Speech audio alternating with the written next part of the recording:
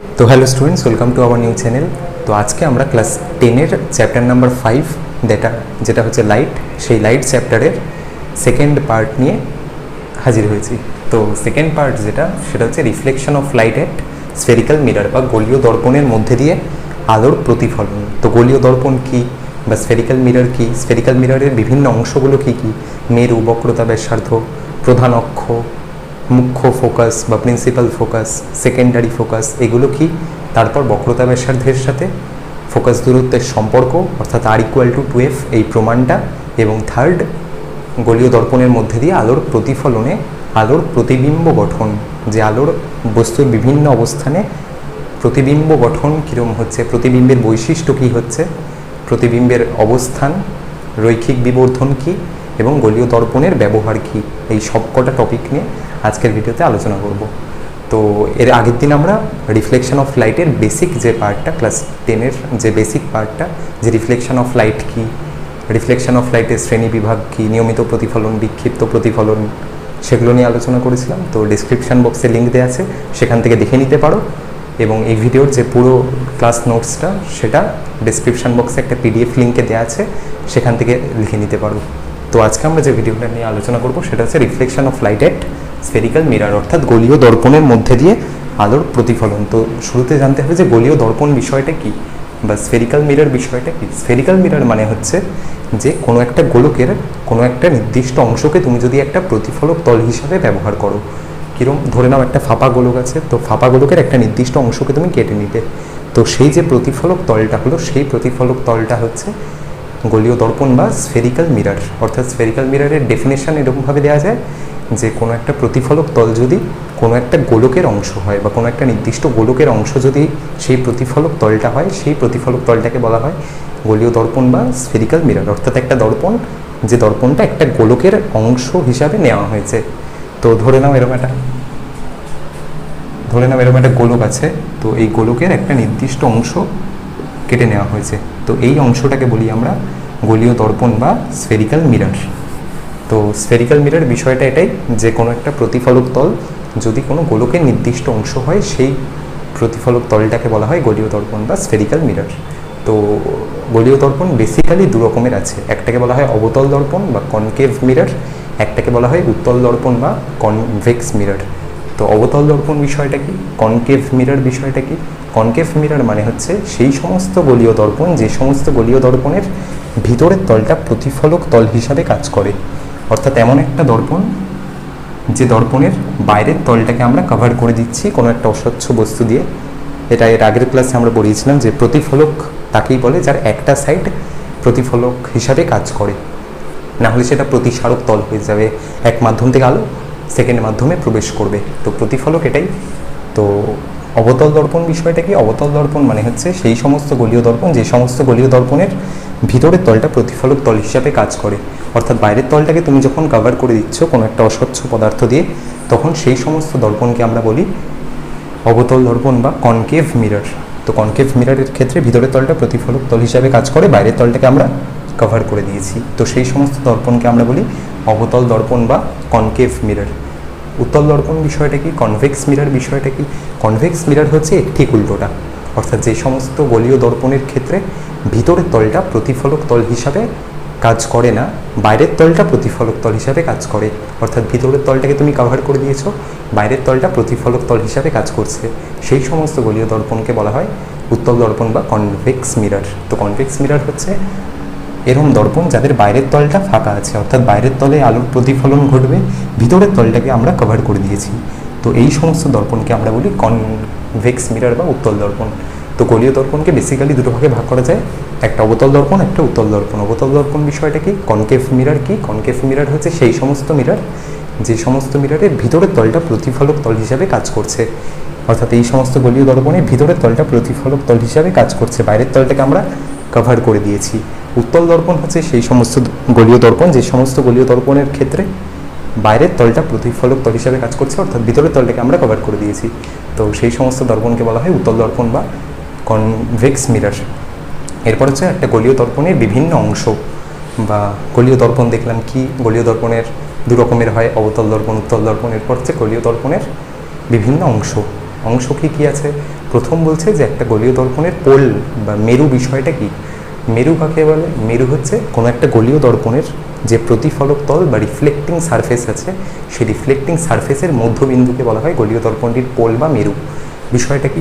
ধরে নাও এরকম একটা গোলীয় দর্পণ আছে এম ও এম ড্যাশ, তাহলে এম ও এম ড্যাশ হচ্ছে একটা অবতল দর্পণ, আর এক্ষেত্রে এম ও এম ড্যাশ হচ্ছে একটা উত্তল দর্পণ।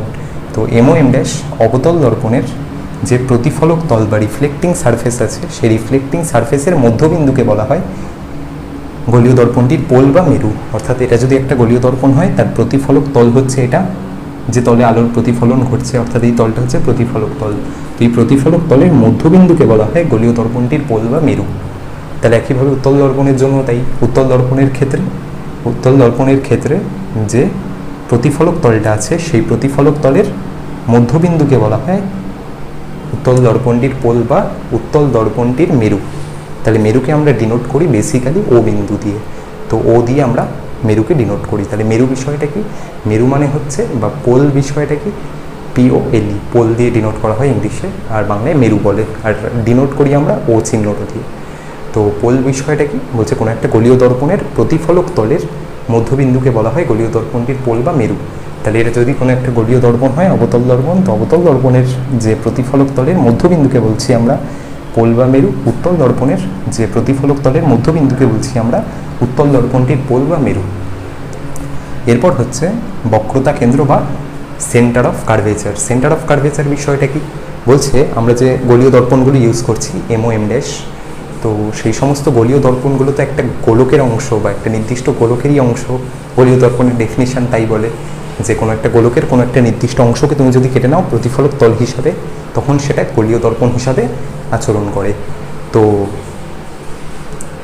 বক্রতা কেন্দ্র বিষয়টা কি বা সেন্টার অফ কার্ভেচার বিষয়টা কি? সেন্টার অফ কার্ভেচার মানে হচ্ছে যে গোলীয় দর্পণটা যে গোলকের অংশ, সেই গোলকের কেন্দ্রকে বলা হয় সেন্টার অফ কার্ভেচার বা বক্রতা কেন্দ্র। অর্থাৎ গোলীয় দর্পণটা যে গোলক থেকে নেওয়া হয়েছে সেই গোলকের কেন্দ্র বা সেই গোলকের সেন্টার, সেটাকে বলা হয় বক্রতা কেন্দ্র বা সেন্টার অফ কার্ভেচার। কিরম? ধরে নাও এই গোলীয় দর্পণটা, তার এই গোলীয় দর্পণটা এই গোলকের অংশ, এই গোলক থেকে আমরা কেটে নিয়েছিলাম এই অংশটাকে গোলীয় দর্পণ হিসাবে। তার এই গোলীয় দর্পণটার যে কেন্দ্র, অর্থাৎ এই বিন্দুটা, এই গোলকটার যে কেন্দ্র, স্ফিয়ারটার যে সেন্টার, সেই সেন্টারটাকে বলি আমরা সেন্টার অফ কার্ভেচার বা বক্রতা কেন্দ্র। তাহলে সি বিন্দুটা হচ্ছে বক্রতা কেন্দ্র বা সেন্টার অফ কার্ভেচার।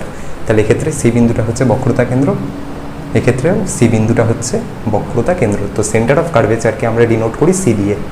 এই নোটেশনগুলো সব জায়গাতেই একই, অর্থাৎ পুরো স্ফেরিক্যাল মিরর জুড়ে আমরা ও দিয়ে মেরুকে ডিনোট করব, সি দিয়ে সেন্টার অফ কার্ভেচারকে ডিনোট করব। তাহলে বক্রতা কেন্দ্র বিষয়টা কি? বক্রতা কেন্দ্র হচ্ছে গোলীয় দর্পণটা যে গোলকের অংশ, সেই গোলকের কেন্দ্রকে বলা হয় সেন্টার অফ কার্ভেচার বা বক্রতা কেন্দ্র। থার্ড যে বিষয়টা আছে দ্যাট ইজ বক্রতা ব্যাসার্ধ বা radius of curvature. Radius of কার্ভেচারকে আমরা স্মলার দিয়ে ডিনোট করি। এই যে বক্রতা ব্যাসার্ধ বা radius of curvature. Radius of curvature বিষয়টা কি?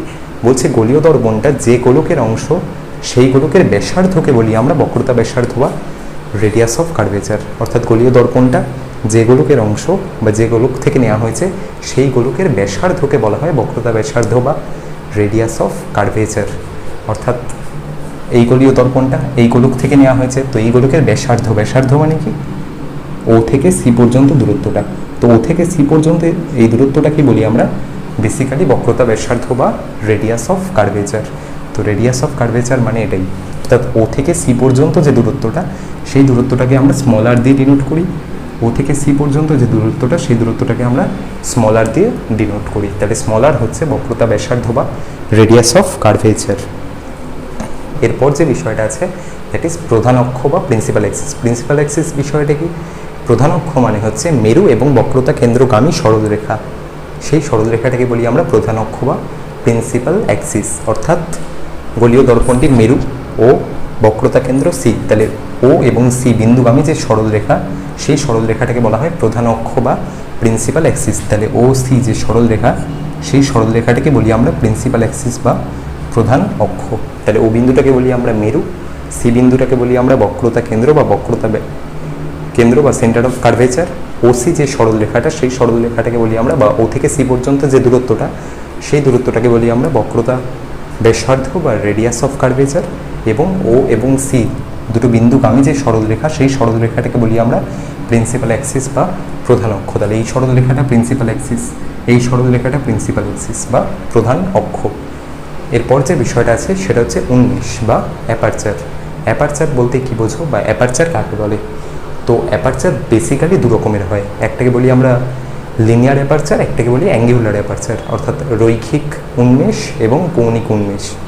তো বাংলায় এটাকে উন্মেষ দিয়ে ডিনোট করা হয়,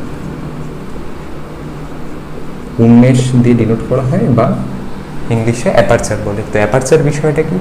অ্যাপারচার দু রকমের আছে, একটা লিনিয়ার অ্যাপারচার, একটা অ্যাঙ্গুলার অ্যাপারচার। লিনিয়ার অ্যাপারচার বিষয়টা কি বলছে? কোনো একটা গোলীয় দর্পণের যে দুটো প্রান্তবিন্দু আছে, প্রান্তবিন্দু বলতে এই একটা বিন্দু, এই একটা বিন্দু, গোলীয় দর্পণের যে দুটো প্রান্তবিন্দু আছে সেই দুটো প্রান্তবিন্দুকে তুমি যদি একটা সরলরেখা দিয়ে যুক্ত করো, সেই সরলরেখাটাকে বলা হয় রৈখিক উন্মেষ বা লিনিয়ার অ্যাপারচার। তাই লিনিয়ার অ্যাপারচার কি বলছে? কোনো একটা গোলীয় দর্পণের দুটো প্রান্তবিন্দুকে তুমি যদি একটা সরলরেখা দিয়ে যুক্ত করো, সেই সরলরেখাটাকে বলা হয় রৈখিক উন্মেষ বা লিনিয়ার অ্যাপারচার। অ্যাঙ্গুলার অ্যাপারচার কি? অ্যাঙ্গুলার অ্যাপারচার হচ্ছে এই লিনিয়ার অ্যাপারচারটা দর্পণটির বক্রতা কেন্দ্রে যে কোণ উৎপন্ন করে, অর্থাৎ এই সরলরেখাটা দর্পণটির বক্রতা কেন্দ্রে সি বিন্দুতে যে কোণ তৈরি করে, সেই কোণটাকে বলি আমরা অ্যাঙ্গুলার অ্যাপারচার বা কৌণিক উন্মেষ। তো এই কোণটাকে আমরা থিটা দিয়ে ডিনোট করি। তাহলে থিটাটাই হচ্ছে বেসিক্যালি কৌণিক উন্মেষ বা অ্যাঙ্গুলার অ্যাপারচার। তাহলে উন্মেষ বিষয়টা এটাই, যে উন্মেষ বেসিক্যালি দু রকমের আছে, একটাকে বলি রৈখিক উন্মেষ, একটাকে বলি কৌণিক উন্মেষ। রৈখিক উন্মেষ কি বলছে? কোনো একটা গোলীয় দর্পণের দুটো প্রান্তবিন্দুকে তুমি যদি একটা সরলরেখা দিয়ে যুক্ত করো, সেই সরলরেখাটাকে বলি আমরা রৈখিক উন্মেষ, এবং এই সরলরেখাটি গোলীয় দর্পণের বক্রতা কেন্দ্রে যে কোণ তৈরি করে, সেই কোণটাকে বলি আমরা কৌণিক উন্মেষ বা অ্যাঙ্গুলার অ্যাপারচার। এবার এই চ্যাপ্টারে আমরা যা যা কাজ করব, সব ক্ষেত্রে অ্যাঙ্গুলার অ্যাপারচারের মানটা 10 ডিগ্রির থেকে ছোট হবে। তো 10 ডিগ্রির থেকে সব সময় কিন্তু ছোট হবে। এজন্য প্রত্যেকটা দর্পণকে আমরা বলি ক্ষুদ্র উন্মেষযুক্ত দর্পণ বা লো অ্যাপারচার মিরর, অর্থাৎ অ্যাপারচারের ভ্যালুটা খুব ছোট বা অ্যাঙ্গুলার অ্যাপারচারের ভ্যালুটা খুব ছোট। তো সেজন্য সেটাকে বলা হয় ক্ষুদ্র উন্মেষযুক্ত দর্পণ বা লো অ্যাপারচার মিরর। এরপর যে বিষয়টা আছে সবচেয়ে ইম্পর্ট্যান্ট, এগুলো বেসিক ছিল, যে অবতল দর্পণ, উত্তল দর্পণ, মেরু, বক্রতা কেন্দ্র, বক্রতা ব্যাসার্ধ, প্রধান অক্ষ, উন্মেষ কি। এরপর যে বিষয়টা আছে সেটা হচ্ছে মুখ্য ফোকাস বা প্রিন্সিপাল ফোকাস।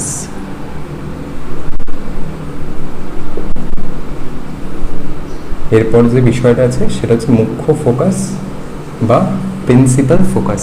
তো প্রিন্সিপাল ফোকাস বলতে কি বোঝো বা প্রিন্সিপাল ফোকাস কাকে বলে? তো প্রিন্সিপাল ফোকাস কি বলছে?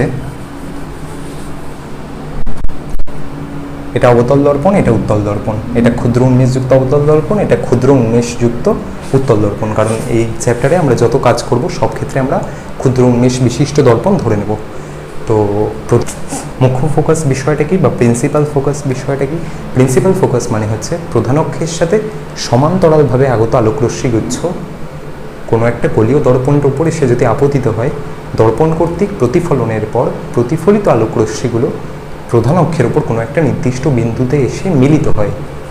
আইদার সে মিলিত হবে অথবা প্রধান অক্ষের উপর থাকা কোনো একটা নির্দিষ্ট বিন্দু থেকে অপসৃত হচ্ছে বলে মনে হয়। তো প্রধান অক্ষের উপর এসে হয় সে মিলিত হবে, এক নম্বর কন্ডিশন, যে অনেকগুলো সমান্তরাল আলোকরশ্মি প্রধান অক্ষের সাথে সমান্তরালভাবে আগত আলোকরশ্মি দর্পণ কর্তৃক প্রতিফলনের পর আইদার সে মিলিত হবে প্রধান অক্ষের উপর থাকা কোনো একটা নির্দিষ্ট বিন্দুতে, অথবা সে প্রধান অক্ষের উপর থাকা কোনো একটা নির্দিষ্ট বিন্দু থেকে ডাইভার্জ হচ্ছে বলে মনে হবে। তো প্রধান অক্ষের উপর থাকা সেই নির্দিষ্ট বিন্দুটাকে বলা হয় প্রিন্সিপাল ফোকাস বা মুখ্য ফোকাস। ডেফিনেশনটা লিখে নিতে পারো, একদম এটাই, যে প্রধান অক্ষের সাথে সমান্তরালভাবে আগত আলোকরশ্মিগুচ্ছ কোনো একটা গোলীয় দর্পণের উপর এসে যদি আপতিত হয়, তবে দর্পণ কর্তৃক প্রতিফলনের পর প্রতিফলিত আলোকরশ্মিগুলো প্রধান অক্ষের উপর থাকা কোনো একটা নির্দিষ্ট বিন্দুতে এসে মিলিত হয়, অথবা প্রধান অক্ষের উপর থাকা কোনো একটা নির্দিষ্ট বিন্দু থেকে অপসৃত হচ্ছে বলে মনে হয়। তো সেই নির্দিষ্ট বিন্দুটাকে বলি আমরা প্রিন্সিপাল ফোকাস বা মুখ্য ফোকাস। তো অবতল দর্পণের ক্ষেত্রে মুখ্য ফোকাস কি? অবতল দর্পণ মানে সেই সমস্ত গোলীয় দর্পণ যে সমস্ত গোলীয় দর্পণের ভিতরের তলটা প্রতিফলক তল হিসেবে কাজ করছে। তাই ধরে নাও এটা একটা অবতল দর্পণ। তো এটা অবতল দর্পণের পোল বা মেরু, যেটাকে আমরা ও দিয়ে ডিনোট করি। এটা বক্রতার কেন্দ্র বা সেন্টার অফ কার্ভেচার, যেটাকে সি দিয়ে ডিনোট করা হয়। তো প্রধান অক্ষের সাথে সমান্তরালভাবে আগত আলোকরশ্মি, তাহলে ধরে নাও যে প্রধান অক্ষের সাথে অনেকগুলো সমান্তরালভাবে আলোকরশ্মি এলো। তো প্রধান অক্ষের সাথে সমান্তরালভাবে আগত আলোকরশ্মি যখন কোনো একটা গোলীয় দর্পণের উপর এসে পড়বে, তখন দর্পণ কর্তৃক প্রতিফলনের পর প্রতিফলিত আলোকরশ্মিগুলো এই পথে প্রতিফলিত হবে। অর্থাৎ এই আলোকরশ্মিটা এই বরাবর এসেছিল, এসে এইভাবে প্রতিফলিত হলো, এই আলোকরশ্মিটা এইভাবে এসেছিল, এসে এভাবে প্রতিফলিত হলো। তো প্রতিফলনের পর, দর্পণ কর্তৃক প্রতিফলনের পর প্রতিফলিত আলোকরশ্মিগুলো প্রধান অক্ষের উপর থাকা কোনো একটা নির্দিষ্ট বিন্দুতে গিয়ে মিলিত হয়। সেই নির্দিষ্ট বিন্দুটাকে বলা হয় প্রিন্সিপাল ফোকাস বা মুখ্য ফোকাস, যেটাকে আমরা ক্যাপিটাল এফ দিয়ে ডিনোট করি। তাহলে এক্ষেত্রে দেখতে পাচ্ছ যে প্রধান অক্ষের সাথে অনেকগুলো আলোকরশ্মি সমান্তরালভাবে দর্পণের উপর এসে পড়েছে। দর্পণ কর্তৃক প্রতিফলনের পর প্রতিফলিত আলোকরশ্মিগুলো প্রধান অক্ষের উপর একটা নির্দিষ্ট বিন্দুতে এসে মিলিত হয়েছে। তো এই নির্দিষ্ট বিন্দুটাকে বলা হয় প্রিন্সিপাল ফোকাস বা মুখ্য ফোকাস। তাহলে অবতল দর্পণের ক্ষেত্রে মুখ্য ফোকাসের ডেফিনিশনটা কী হবে? বলছে প্রধান অক্ষের সাথে সমান্তরালভাবে আগত আলোকরশ্মিগুলো বা প্রধান অক্ষের সাথে সমান্তরালভাবে আগত আলোকরশ্মিগুচ্ছ কোনো একটা অবতল দর্পণের উপর এসে যদি পড়ে, তবে দর্পণ কর্তৃক প্রতিফলনের পর প্রতিফলিত আলোকরশ্মিগুলো প্রধান অক্ষের উপর থাকা কোনো একটা নির্দিষ্ট বিন্দুতে এসে মিলিত হয়। তো প্রধান অক্ষের উপর থাকা সেই নির্দিষ্ট বিন্দুটাকে বলি আমরা প্রিন্সিপাল ফোকাস বা মুখ্য ফোকাস। তো এক্ষেত্রে এফ বিন্দুটা হচ্ছে মুখ্য ফোকাস বা প্রিন্সিপাল ফোকাস। এবং ও থেকে এফ পর্যন্ত যে দূরত্বটা, সেই দূরত্বটাকে বলা হয় ফোকাস দূরত্ব বা ফোকাল লেন্থ। অর্থাৎ ও থেকে এফ পর্যন্ত যে দূরত্বটা, সেই দূরত্বটাকে বলা হয় স্মল এফ বা ফোকাস দূরত্ব বা ফোকাল লেন্থ। উত্তল দর্পণের ক্ষেত্রে মুখ্য ফোকাসের ডেফিনেশনটা কি, বা উত্তল দর্পণের ক্ষেত্রে প্রিন্সিপাল ফোকাস কাকে বলে? বলছে বিষয়টা একই রকম, যে এটা ধরে নাও একটা উত্তল দর্পণ আছে। উত্তল দর্পণ মানে যার ভিতরের তলটাকে আমরা কভার করে দিয়েছি, বাইরের তলটা প্রতিফলক তল হিসেবে কাজ করছে। তো গোলীয় দর্পণের প্রতিফলক তলের মধ্যবিন্দু ও, বক্রতা কেন্দ্র C, centre of curvature C, O C হচ্ছে বক্রতা ব্যাসার্ধ বা রেডিয়াস অফ কার্ভেচার। তো এক্ষেত্রেও প্রধান অক্ষের সাথে সমান্তরালভাবে আলো এসে দর্পণের এই সাইডে পড়বে, কারণ এই সাইডটা আমরা অস্বচ্ছ পদার্থ দ্বারা ঘিরে দিয়েছি, তাহলে এই সাইডে এসে পড়বে। তাহলে অনেকগুলো সমান্তরাল আলোকরশ্মি দর্পণের উপর এসে পড়ছে, যারা প্রধান অক্ষের সাথে সমান্তরাল। তাহলে প্রধান অক্ষের সাথে সমান্তরালভাবে আগত অনেকগুলো আলোকরশ্মি এসে উত্তল দর্পণের উপর আপতিত হচ্ছে। দর্পণ কর্তৃক প্রতিফলনের পর এই আলোকরশ্মিটা এই পথে বেরিয়ে যাবে, কারণ এই বরাবর আলো এসে এই পথে ফিরে গেল, এবং এই আলোকরশ্মিটা এই পথে ফিরে যাবে। অ্যারোগুলো খুব ইম্পর্ট্যান্ট, হ্যাঁ, এই লাইটের চ্যাপ্টারে যত তুমি অ্যারো যদি মিস করে যাও তাহলে ভুল হয়ে যাবে পুরো ছবিটাই। কারণ অনেকগুলো সমান্তরাল আলোকরশ্মি এসে উত্তল দর্পণটার উপর এসে পড়লো, দর্পণ কর্তৃক প্রতিফলনের পর তারা দুদিকে ছড়িয়ে গেল। কিন্তু এই যে দুটো আলোকরশ্মিকে তুমি যদি পিছন দিকে বর্ধিত করো বা দর্পণের পিছন দিকে তুমি যদি বাড়াও, তাহলে দেখতে পাবে যে তারা প্রধান অক্ষের উপর থাকা কোনো একটা নির্দিষ্ট বিন্দু এফ বিন্দুতে গিয়ে মিলিত হয়েছে। তো সেই নির্দিষ্ট বিন্দুটাকে বলি আমরা মুখ্য ফোকাস বা প্রিন্সিপাল ফোকাস। তাহলে এফ বিন্দুটাকে বলা হবে প্রিন্সিপাল ফোকাস বা মুখ্য ফোকাস। তাহলে এক্ষেত্রে কিন্তু আলোকরশ্মিগুলো প্রধান অক্ষের উপর কোনো একটা নির্দিষ্ট বিন্দুতে এসে মিলিত হয়নি, এক্ষেত্রে একটা নির্দিষ্ট বিন্দু থেকে অপসৃত হচ্ছে বলে মনে হচ্ছে। তো এই নির্দিষ্ট বিন্দুটাকে বলি আমরা মুখ্য ফোকাস বা প্রিন্সিপাল ফোকাস। তাহলে উত্তল দর্পণের ক্ষেত্রে মুখ্য ফোকাসের ডেফিনিশন কী হবে? বলছে যে প্রধান অক্ষের সাথে সমান্তরালভাবে আগত আলোকরশ্মিগুচ্ছ কোনো একটা উত্তল দর্পণের উপর এসে যদি আপতিত হয়, তবে দর্পণ কর্তৃক প্রতিফলনের পর প্রতিফলিত আলোকরশ্মিগুলো প্রধান অক্ষের উপর থাকা কোনো একটা নির্দিষ্ট বিন্দু থেকে ডাইভার্জ হচ্ছে বলে মনে হয় বা অপসৃত হচ্ছে বলে মনে হয়। সেই নির্দিষ্ট বিন্দুটাকে বলি আমরা প্রিন্সিপাল ফোকাস বা মুখ্য ফোকাস, যেটাকে ক্যাপিটাল এফ দিয়ে ডিনোট করা হয়, এবং ও থেকে এফ পর্যন্ত দূরত্বটা স্মল এফ দিয়ে ডিনোট করা হয়। তাহলে ও থেকে এফ পর্যন্ত দূরত্বটাকে আমরা স্মল এফ দিয়ে ডিনোট করি, এবং স্মল এফ হচ্ছে ফোকাস দূরত্ব বা ফোকাল লেন্থ। তো এই পুরো নোটসটা তুমি লিখে নিতে পারো এখান থেকে, পুরো বোর্ড থেকে পুরো ইন ডিটেল লিখে নিতে পারো খাতায়, অথবা ডিসক্রিপশান বক্সে যাও, পিডিএফের ফার্স্ট লিঙ্ক দেওয়া আছে, ওখান থেকে ডাউনলোড করে নাও। ওখানে পুরো যে ক্লাস নোটসটা আছে ওটা পুরোপুরি দেওয়া আছে। বিষয়টা আমাদের পড়তে হবে, সেটা হচ্ছে বক্রতা ব্যাসার্ধের সাথে ফোকাস দূরত্বের সম্পর্ক, অর্থাৎ relation between focal length and radius of curvature. Focal length আমরা ডিনোট করি স্মল এফ দিয়ে, রেডিয়াস অফ কার্ভেচার আমরা ডিনোট করি স্মল আর দিয়ে। যে বক্রতা ব্যাসার্ধকে আমরা বলি স্মল আর এবং ফোকাস দৈর্ঘ্যকে আমরা বলি স্মল এফ। তো এই আর এর সাথে এফ এর একটা রিলেশন আমাদের নির্ণয় করতে হবে, যেটা হচ্ছে আর ইকুয়াল টু 2 ইন্টু এফ, অর্থাৎ বক্রতা ব্যাসার্ধ ইকুয়াল টু 2 ইন্টু ফোকাস দৈর্ঘ্য। তো এই রাশিমালাটা আমাদের প্রমাণ করতে হবে অবতল দর্পণের জন্য এবং উত্তল দর্পণের জন্য। অর্থাৎ কনকেভ মিররের জন্য আমরা প্রমাণ করব আর ইকুয়াল টু 2f, কনভেক্স মিররের জন্য আমরা প্রমাণ করব আর ইকুয়াল টু 2 ইন্টু এফ। তো অবতল দর্পণের জন্য আমরা কিভাবে প্রুফটা করব? তো বলছে অবতল দর্পণ বিষয়টা কি? অবতল দর্পণ হচ্ছে সেই সমস্ত দর্পণ যে সমস্ত গোলীয় দর্পণের বাইরের তলটা কভার করা থাকে, অর্থাৎ ভিতরের তলটা প্রতিফলক তল হিসাবে কাজ করে। অর্থাৎ যে সমস্ত গোলীয় দর্পণের ভিতরের তলটা প্রতিফলক তল হিসাবে কাজ করে সেই সমস্ত গোলীয় দর্পণকে অবতল দর্পণ বা কনকেভ মিরর বলা হয়।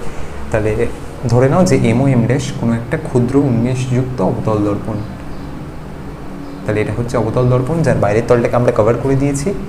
তো এম ও এম ড্যাশ হচ্ছে একটা ক্ষুদ্র উন্মেষযুক্ত অবতল দর্পণ। ক্ষুদ্র উন্মেষযুক্ত অবতল দর্পণ বলতে এই অবতল দর্পণটির যে অ্যাপারচার বা কৌণিক উন্মেষ তার ভ্যালুটা 10 ডিগ্রির থেকে কম। অর্থাৎ যখন কৌণিক উন্মেষের ভ্যালুটা 10 ডিগ্রির থেকে কম হয় তখন সেই সব গোলীয় দর্পণকে আমরা বলি ক্ষুদ্র উন্মেষযুক্ত দর্পণ বা লো অ্যাপারচার মিরর। তো লো অ্যাপারচার মিররের ক্ষেত্রে আমাদের প্রুফ করতে হবে আর ইকুয়াল টু 2 ইন্টু এফ। তাহলে এম ও এম ড্যাশ কোনো একটা ক্ষুদ্র উন্মেষযুক্ত অবতল দর্পণ যেখানে ও হচ্ছে গোলীয় দর্পণটির পোল বা মেরু, সি হচ্ছে বক্রতা ব্যাসার্ধ বা সেন্টার অফ কার্ভেচার। তাহলে সি বিন্দুটা হচ্ছে সেন্টার অফ কার্ভেচার এবং ও সি বিন্দু গামী যে সরলরেখা সেই সরলরেখাটাকে বলি আমরা প্রধান অক্ষ বা প্রিন্সিপাল অ্যাক্সিস। তো প্রিন্সিপাল অ্যাক্সিস পি এ দিয়ে আমরা শর্টে ডিনোট করছি।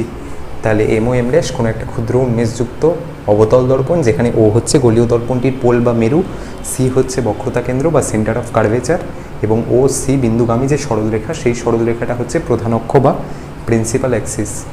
ও থেকে সি পর্যন্ত যে দূরত্বটা সেই দূরত্বটাকে বলা হয় বক্রতা ব্যাসার্ধ বা রেডিয়াস অফ কার্ভেচার। তাহলে ও থেকে সি পর্যন্ত যে দূরত্বটা সেই দূরত্বটাকে বলা হয় বক্রতা ব্যাসার্ধ বা রেডিয়াস অফ কার্ভেচার। তাহলে রেডিয়াস অফ কার্ভেচার হচ্ছে ও থেকে সি পর্যন্ত যে দূরত্বটা সেই দূরত্বটাকে বলা হয় রেডিয়াস অফ কার্ভেচার। তো আমাদের ফোকাসের সাথে রেডিয়াস অফ কার্ভেচারের সম্পর্ক নির্ণয় করতে হবে।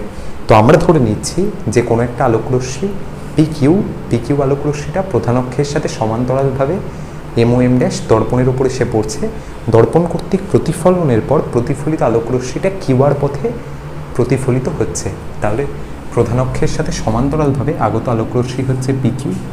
তাহলে ধরে নাও যে পিকিউ হচ্ছে একটা প্রধান অক্ষের সাথে সমান্তরালভাবে আগত আলোকরশ্মি, যে হ্যাঁ প্রধান অক্ষের সাথে সমান্তরালভাবে একটা আলো এসে এম ও এম ড্যাশ গোলীয় দর্পণের উপর এসে আলো পড়লো কিউ বিন্দুতে এবং কিউ কর্তৃক প্রতিফলনের পর বা দর্পণের উপর এসে যখন পড়লো তখন দর্পণ দ্বারা প্রতিফলনের পর প্রতিফলিত আলোকরশ্মিটা কিউ আর পথে প্রতিফলিত হলো।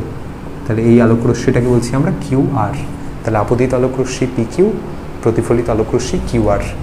তাহলে আমরা জানি প্রিন্সিপাল ফোকাস কাকে বলে বা মুখ্য ফোকাস কাকে বলে, যে প্রধান অক্ষের সাথে সমান্তরালভাবে আগত আলোকরশ্মি গুচ্ছ কোনো একটা গোলীয় দর্পণের উপর এসে যখন আপতিত হয় তখন দর্পণ কর্তৃক প্রতিফলনের পর প্রতিফলিত আলোকরশ্মি প্রধান অক্ষকে যে বিন্দুতে ছেদ করে। তাহলে পিকিউ আলোকরশ্মিটা প্রধান অক্ষের সাথে সমান্তরালভাবে আগত আলোকরশ্মি। তাহলে প্রধান অক্ষের সাথে সমান্তরালভাবে আগত আলোকরশ্মি দর্পণ কর্তৃক প্রতিফলনের পর মুখ্য ফোকাসের উপরে এফ বিন্দুতে গিয়ে মিলিত হয়। তো এফ বিন্দুটাকে বলছি আমরা প্রিন্সিপাল ফোকাস বা মুখ্য ফোকাস। তাহলে ও থেকে সি পর্যন্ত দূরত্বটাকে বলা হয় বক্রতা ব্যাসার্ধ বা স্মল আর এবং ও থেকে এফ পর্যন্ত দূরত্বটাকে বলা হয় স্মল এফ বা ফোকাস দূরত্ব বা ফোকাল লেন্থ। তাহলে ও থেকে এফ হচ্ছে ফোকাল লেন্থ, ও থেকে সি হচ্ছে রেডিয়াস অফ কার্ভেচার বা স্মল আর। তাহলে আমাকে ও সির সাথে ও এফ এর সম্পর্ক নির্ণয় করতে হবে। তাহলে আমরা এখানে একটা অঙ্কন করছি। অঙ্কনটা কি? কিউ এবং সি যে দুটো বিন্দু আছে সেই দুটো বিন্দুকে অ্যাপ্রক্সিমেটলি জয়েন করা হলো। তাহলে কিউ এবং সি যে দুটো বিন্দু আছে সেই দুটো বিন্দুকে ডটেড লাইন দিয়ে যুক্ত করা হলো। তাহলে অঙ্কন কি? কিউ সি বিন্দু দুটিকে যুক্ত করা হলো, অর্থাৎ কিউ সি সরলরেখাটা অঙ্কন করা হলো। তো কিউ সি সরলরেখা অঙ্কন করার ফলে প্রমাণটা আমরা দু স্টেপে ইজিলি করে নিতে পারবো। কীভাবে বলছে, পি কিউ আলোক রশ্মিটা আপতিত আলোক রশ্মি বা ইনসিডেন্ট রে, কিউ আর আলোক রশ্মিটা প্রতিফলিত আলোক রশ্মি বা রিফ্লেক্টেড রে, কিউ বিন্দুটা আপতন বিন্দু বা পয়েন্ট অফ ইনসিডেন্স। তাহলে পি কিউ আপতিত আলোক রশ্মি, কিউ আর প্রতিফলিত আলোক রশ্মি, কিউ আপতন বিন্দু, কিউ সিটা আপতন বিন্দুতে প্রতিফলকের উপর অঙ্কিত অভিলম্ব। তাহলে এই তিনজন একই সমতলে আছে প্রতিফলনের প্রথম সূত্র অনুযায়ী, যে আপতিত আলোক রশ্মি, প্রতিফলিত আলোক রশ্মি এবং আপতন বিন্দুতে প্রতিফলকের উপর অঙ্কিত অভিলম্ব তিনজন সবসময় একটা নির্দিষ্ট প্লেনে থাকবে। অর্থাৎ এখানেও তিনজন একটা বোর্ডের প্লেনে আছে এবং আপতন কোণ প্রতিফলন কোণের মান সর্বদা সমান। তো আপতন কোণ বিষয়টা কি, আপতিত আলোক রশ্মি এবং অভিলম্ব এদের মাঝখানের যে অ্যাঙ্গেলটা, অর্থাৎ এই অ্যাঙ্গেলটা, তো এই অ্যাঙ্গেলটাকে ডিনোট করা হয় স্মল আই দিয়ে। স্মল আই মানে আপতন কোণ। তাহলে P Q C, angle P Q C এটা হচ্ছে আপতন কোণ বা অ্যাঙ্গেল অফ ইনসিডেন্স, যেটাকে আমরা স্মল আই দিয়ে ডিনোট করি। প্রতিফলন কোণ বিষয়টা কি, প্রতিফলন কোণ হচ্ছে প্রতিফলিত আলোক রশ্মি এবং অভিলম্ব এদের মধ্যেকার যে অ্যাঙ্গেল, সেই অ্যাঙ্গেলটাকে বলা হয় প্রতিফলন কোণ বা অ্যাঙ্গেল অফ রিফ্লেকশন। তাহলে এক্ষেত্রে অ্যাঙ্গেল অফ রিফ্লেকশন কোণটা অ্যাঙ্গেল সি কিউ আর বা অ্যাঙ্গেল সি কিউ এফ। তাহলে অ্যাঙ্গেল সি কিউ এফ হচ্ছে প্রতিফলন কোণ বা স্মল আর। তাহলে পি কিউ আলোক রশ্মিটা আপতিত আলোক রশ্মি, কিউ আর আলোক রশ্মিটা প্রতিফলিত আলোক রশ্মি, কিউ বিন্দুটা আপতন বিন্দু এবং কিউ সিটা আপতন বিন্দুতে প্রতিফলকের উপর অঙ্কিত অভিলম্ব। তো প্রতিফলনের সূত্র অনুযায়ী আমরা কি জানি, আপতিত আলোক রশ্মি, প্রতিফলিত আলোক রশ্মি এবং আপতন বিন্দুতে অঙ্কিত অভিলম্ব তিনজন একই সমতলে থাকে এবং আপতন কোণ প্রতিফলন কোণের মান সর্বদা সমান। তাহলে আপতন কোণ হচ্ছে অ্যাঙ্গেল পি কিউ সি, প্রতিফলন কোণ হচ্ছে অ্যাঙ্গেল সি কিউ আর। তাহলে P Q C equal to I, C Q F equal to R. তাহলে প্রতিফলনের সূত্র অনুযায়ী আই ইকুয়াল টু আর, তাহলে আই ইকুয়াল টু আর মানে angle P Q C equal to angle C Q F. তাহলে P Q সির সাথে সি কিউ এফ কোণটা সমান, অর্থাৎ এই কোণটার সাথে এই কোণটা সমান। কোন সূত্র অনুযায়ী, প্রতিফলনের সেকেন্ড ল অনুযায়ী, যে আপতন কোণ এবং প্রতিফলন কোণের মান সর্বদা সমান। তাহলে আপতন কোণ হচ্ছে অ্যাঙ্গেল পি কিউ সি, প্রতিফলন কোণ হচ্ছে অ্যাঙ্গেল সি কিউ আর। তাহলে পি কিউ সি এবং সি কিউ আর বা সি কিউ এফ এই দুটো কোণ পরস্পরের সাথে সমান। তাহলে এটাকে 1 নম্বর ইকুয়েশন দিয়ে ছেড়ে দাও। সেকেন্ড ইকুয়েশন বা সেকেন্ড প্রসেসটা হচ্ছে যে পি কিউ আলোক রশ্মিটা ওসির সাথে সমান্তরাল। কারণ পি কিউ আলোক রশ্মিটা সেই আলোক রশ্মি যেটা প্রধান অক্ষের সাথে সমান্তরাল। প্রধান অক্ষের সাথে সমান্তরালভাবে একটা আলোক রশ্মিকে আমরা দর্পণের উপর ফেলেছিলাম, যেটা পি কিউ। তাহলে পি কিউ আলোক রশ্মিটা ওসির সাথে সমান্তরাল। তাহলে পি কিউ আলোক রশ্মিটা ওসির সাথে সমান্তরাল। P Q is parallel to OC এবং কিউ সি ছেদক। তাহলে দুটো সমান্তরাল সরলরেখা, কিউ সি ছেদক। তাহলে কিউসি যদি ছেদক হয় বা কিউসি যদি দুটো সরলরেখাকে ছেদ করে, তাহলে এই কোণটা এবং এই কোণটা পরস্পর একান্তর কোণ হিসাবে সমান। কেন, দুটো সরলরেখা তো এরম আছে। তাহলে একটা সরলরেখা তাহলে এটা একটা সরলরেখা, এটা একটা সরলরেখা, থার্ড একটা সরলরেখা এই দুটো সরলরেখাকে ছেদ করছে। তাহলে এই কোণটা এবং এই কোণটা পরস্পরের সাথে সমান একান্তর কোণ হিসাবে।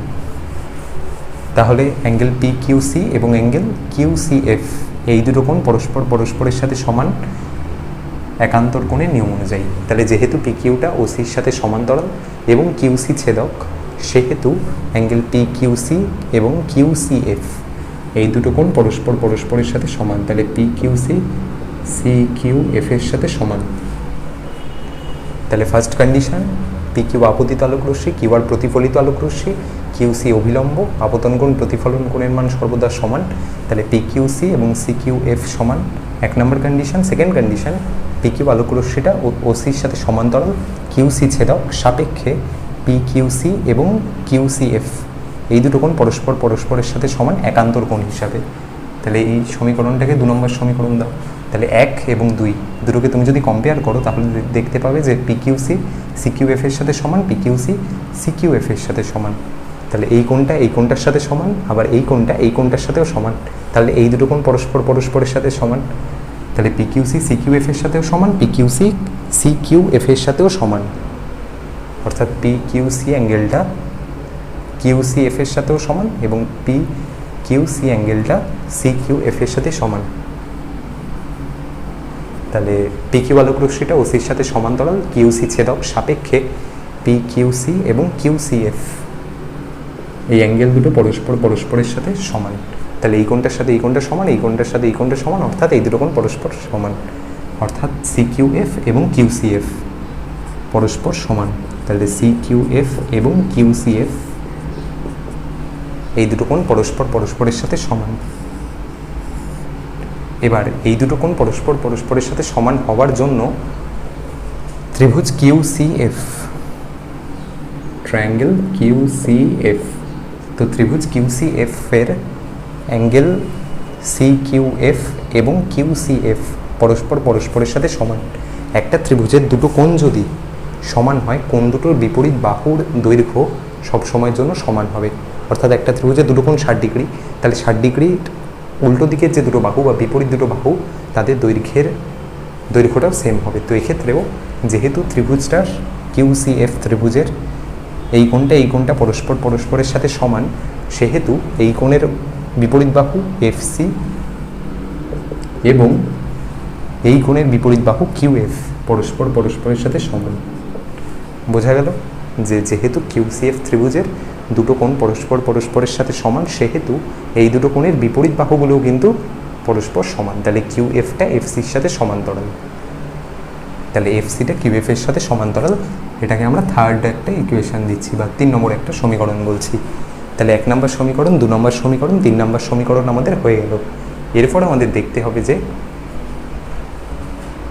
যেহেতু MOM' গোলীয় দর্পণটা একটা ক্ষুদ্র উন্মেষযুক্ত দর্পণ বা লো অ্যাপারচার মিরার মানে যে মিরারের অ্যাঙ্গুলার অ্যাপারচারের ভ্যালুটা 10 ডিগ্রির থেকেও ছোটো বা কৌণিক উন্মেষের মানটা যদি 10 ডিগ্রির থেকেও ছোটো হয়, তখন সেই সব গোলীয় দর্পণকে বলা হয় ক্ষুদ্র উন্মেষযুক্ত দর্পণ বা লো অ্যাপারচার মিরার।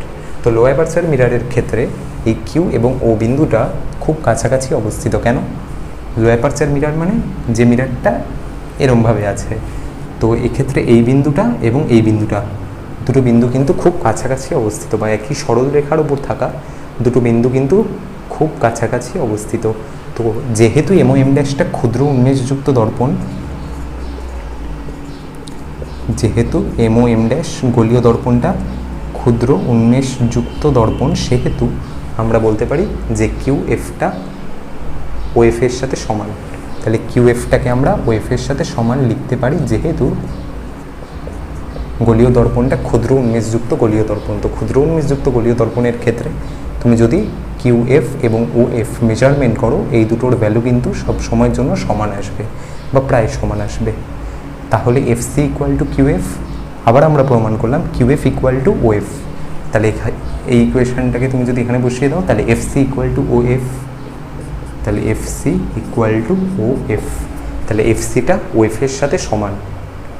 এবার OC মানে কি? OC মানে হচ্ছে প্রধান অক্ষ বা প্রিন্সিপাল অ্যাক্সিস, পুরো জিনিসটা, এবং O থেকে C পর্যন্ত দূরত্বটা হচ্ছে রেডিয়াস অফ কার্ভেচার বা বক্রতা ব্যাসার্ধ। তাহলে বক্রতা ব্যাসার্ধ স্মলার দিয়ে ডিনোট করা হয়।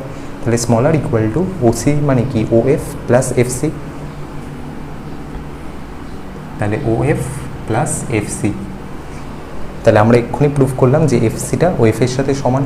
তাহলে FCর জায়গাতে OF বসিয়ে দাও, তাহলে OF প্লাস OF 2 × OF, তাহলে OC = 2 × OF।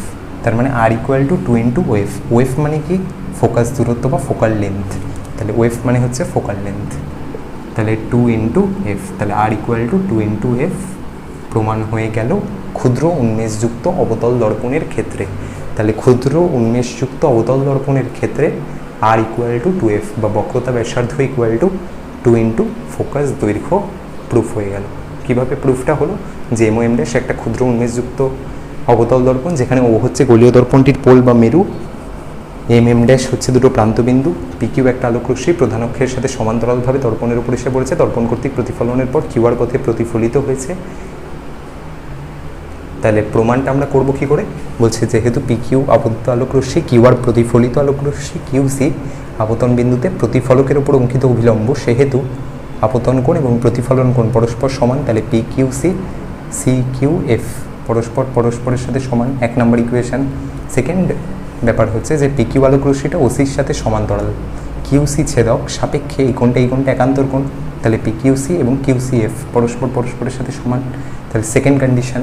তাহলে এই দুটো ইকুয়েশনকে তুমি যদি সিম্পলিফাই করো তাহলে পিকিউসিটা সিকিউএফ এর সাথে সমান, পিকিউসিটা কিউসিএফ এর সাথে সমান, তাহলে সিকিউএফটা কিউসিএফ এর সাথে সমান, তাহলে সিকিউএফ কিউসিএফ এর সাথে সমান। তাহলে ত্রিভুজ কিউসিএফ এর দুটো কোণ পরস্পরের সাথে সমান। তাহলে একটা ত্রিভুজের দুটো কোণ যদি পরস্পরের সাথে সমান হয় তাহলে কোণ দুটোর বিপরীত বাহুগুলো সমান হয়। তাহলে এফসিটা কিউএফ এর সাথে সমান। তাহলে ওসি মানে কি? ওসি মানে হচ্ছে আর মানে ওএফ প্লাস এফসি।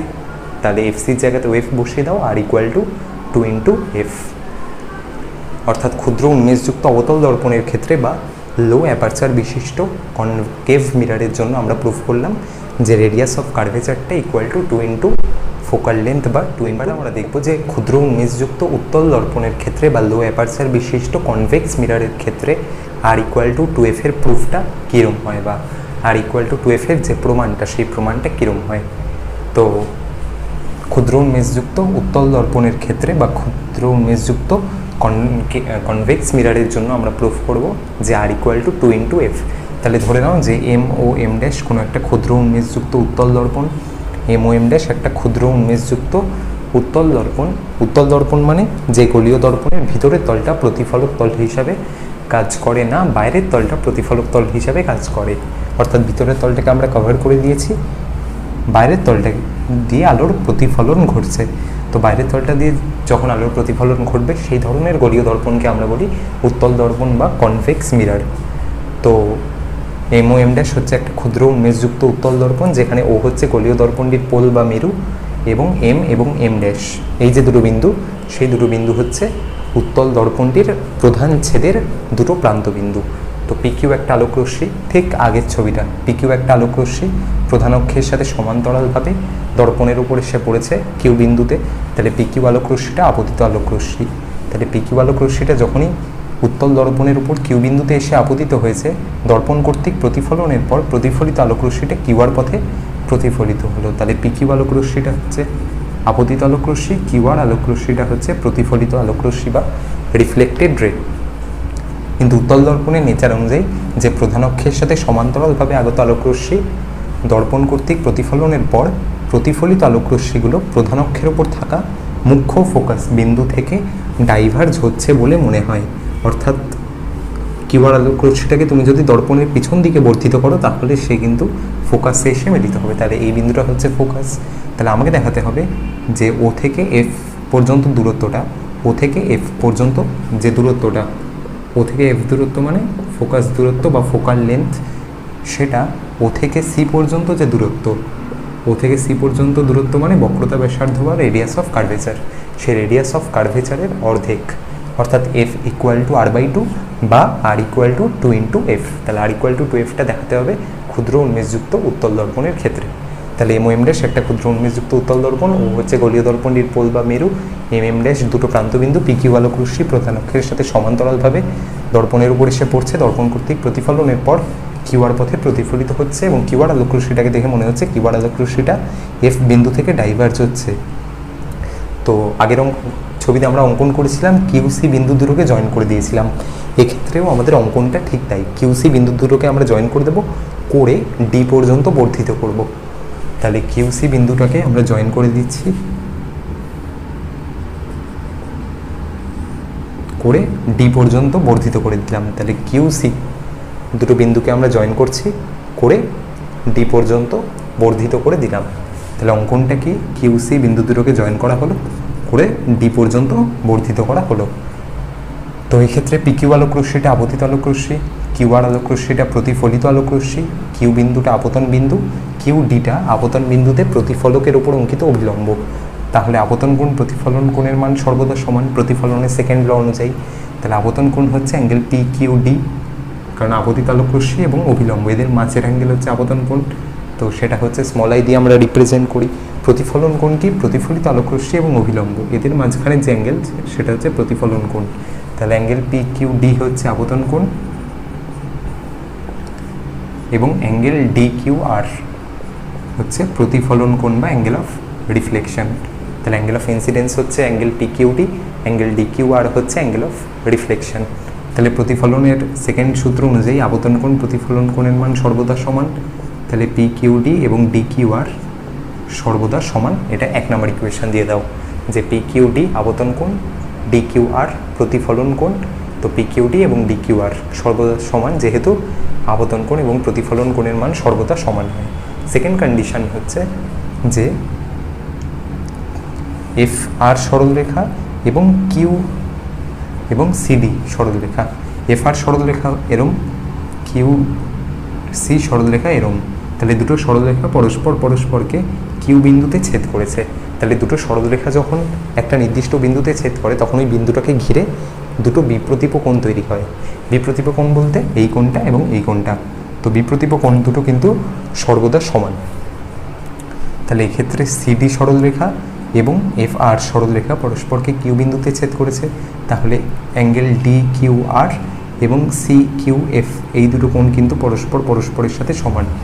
তাহলে যেহেতু অ্যাঙ্গেল ডি কিউ আর এবং অ্যাঙ্গেল সি কিউ এফ দুটো অ্যাঙ্গেল পরস্পরের সাথে সমান বিপ্রতীপ কোণ অনুযায়ী, তাহলে অ্যাঙ্গেল ডি কিউ আরটা কার সাথে সমান?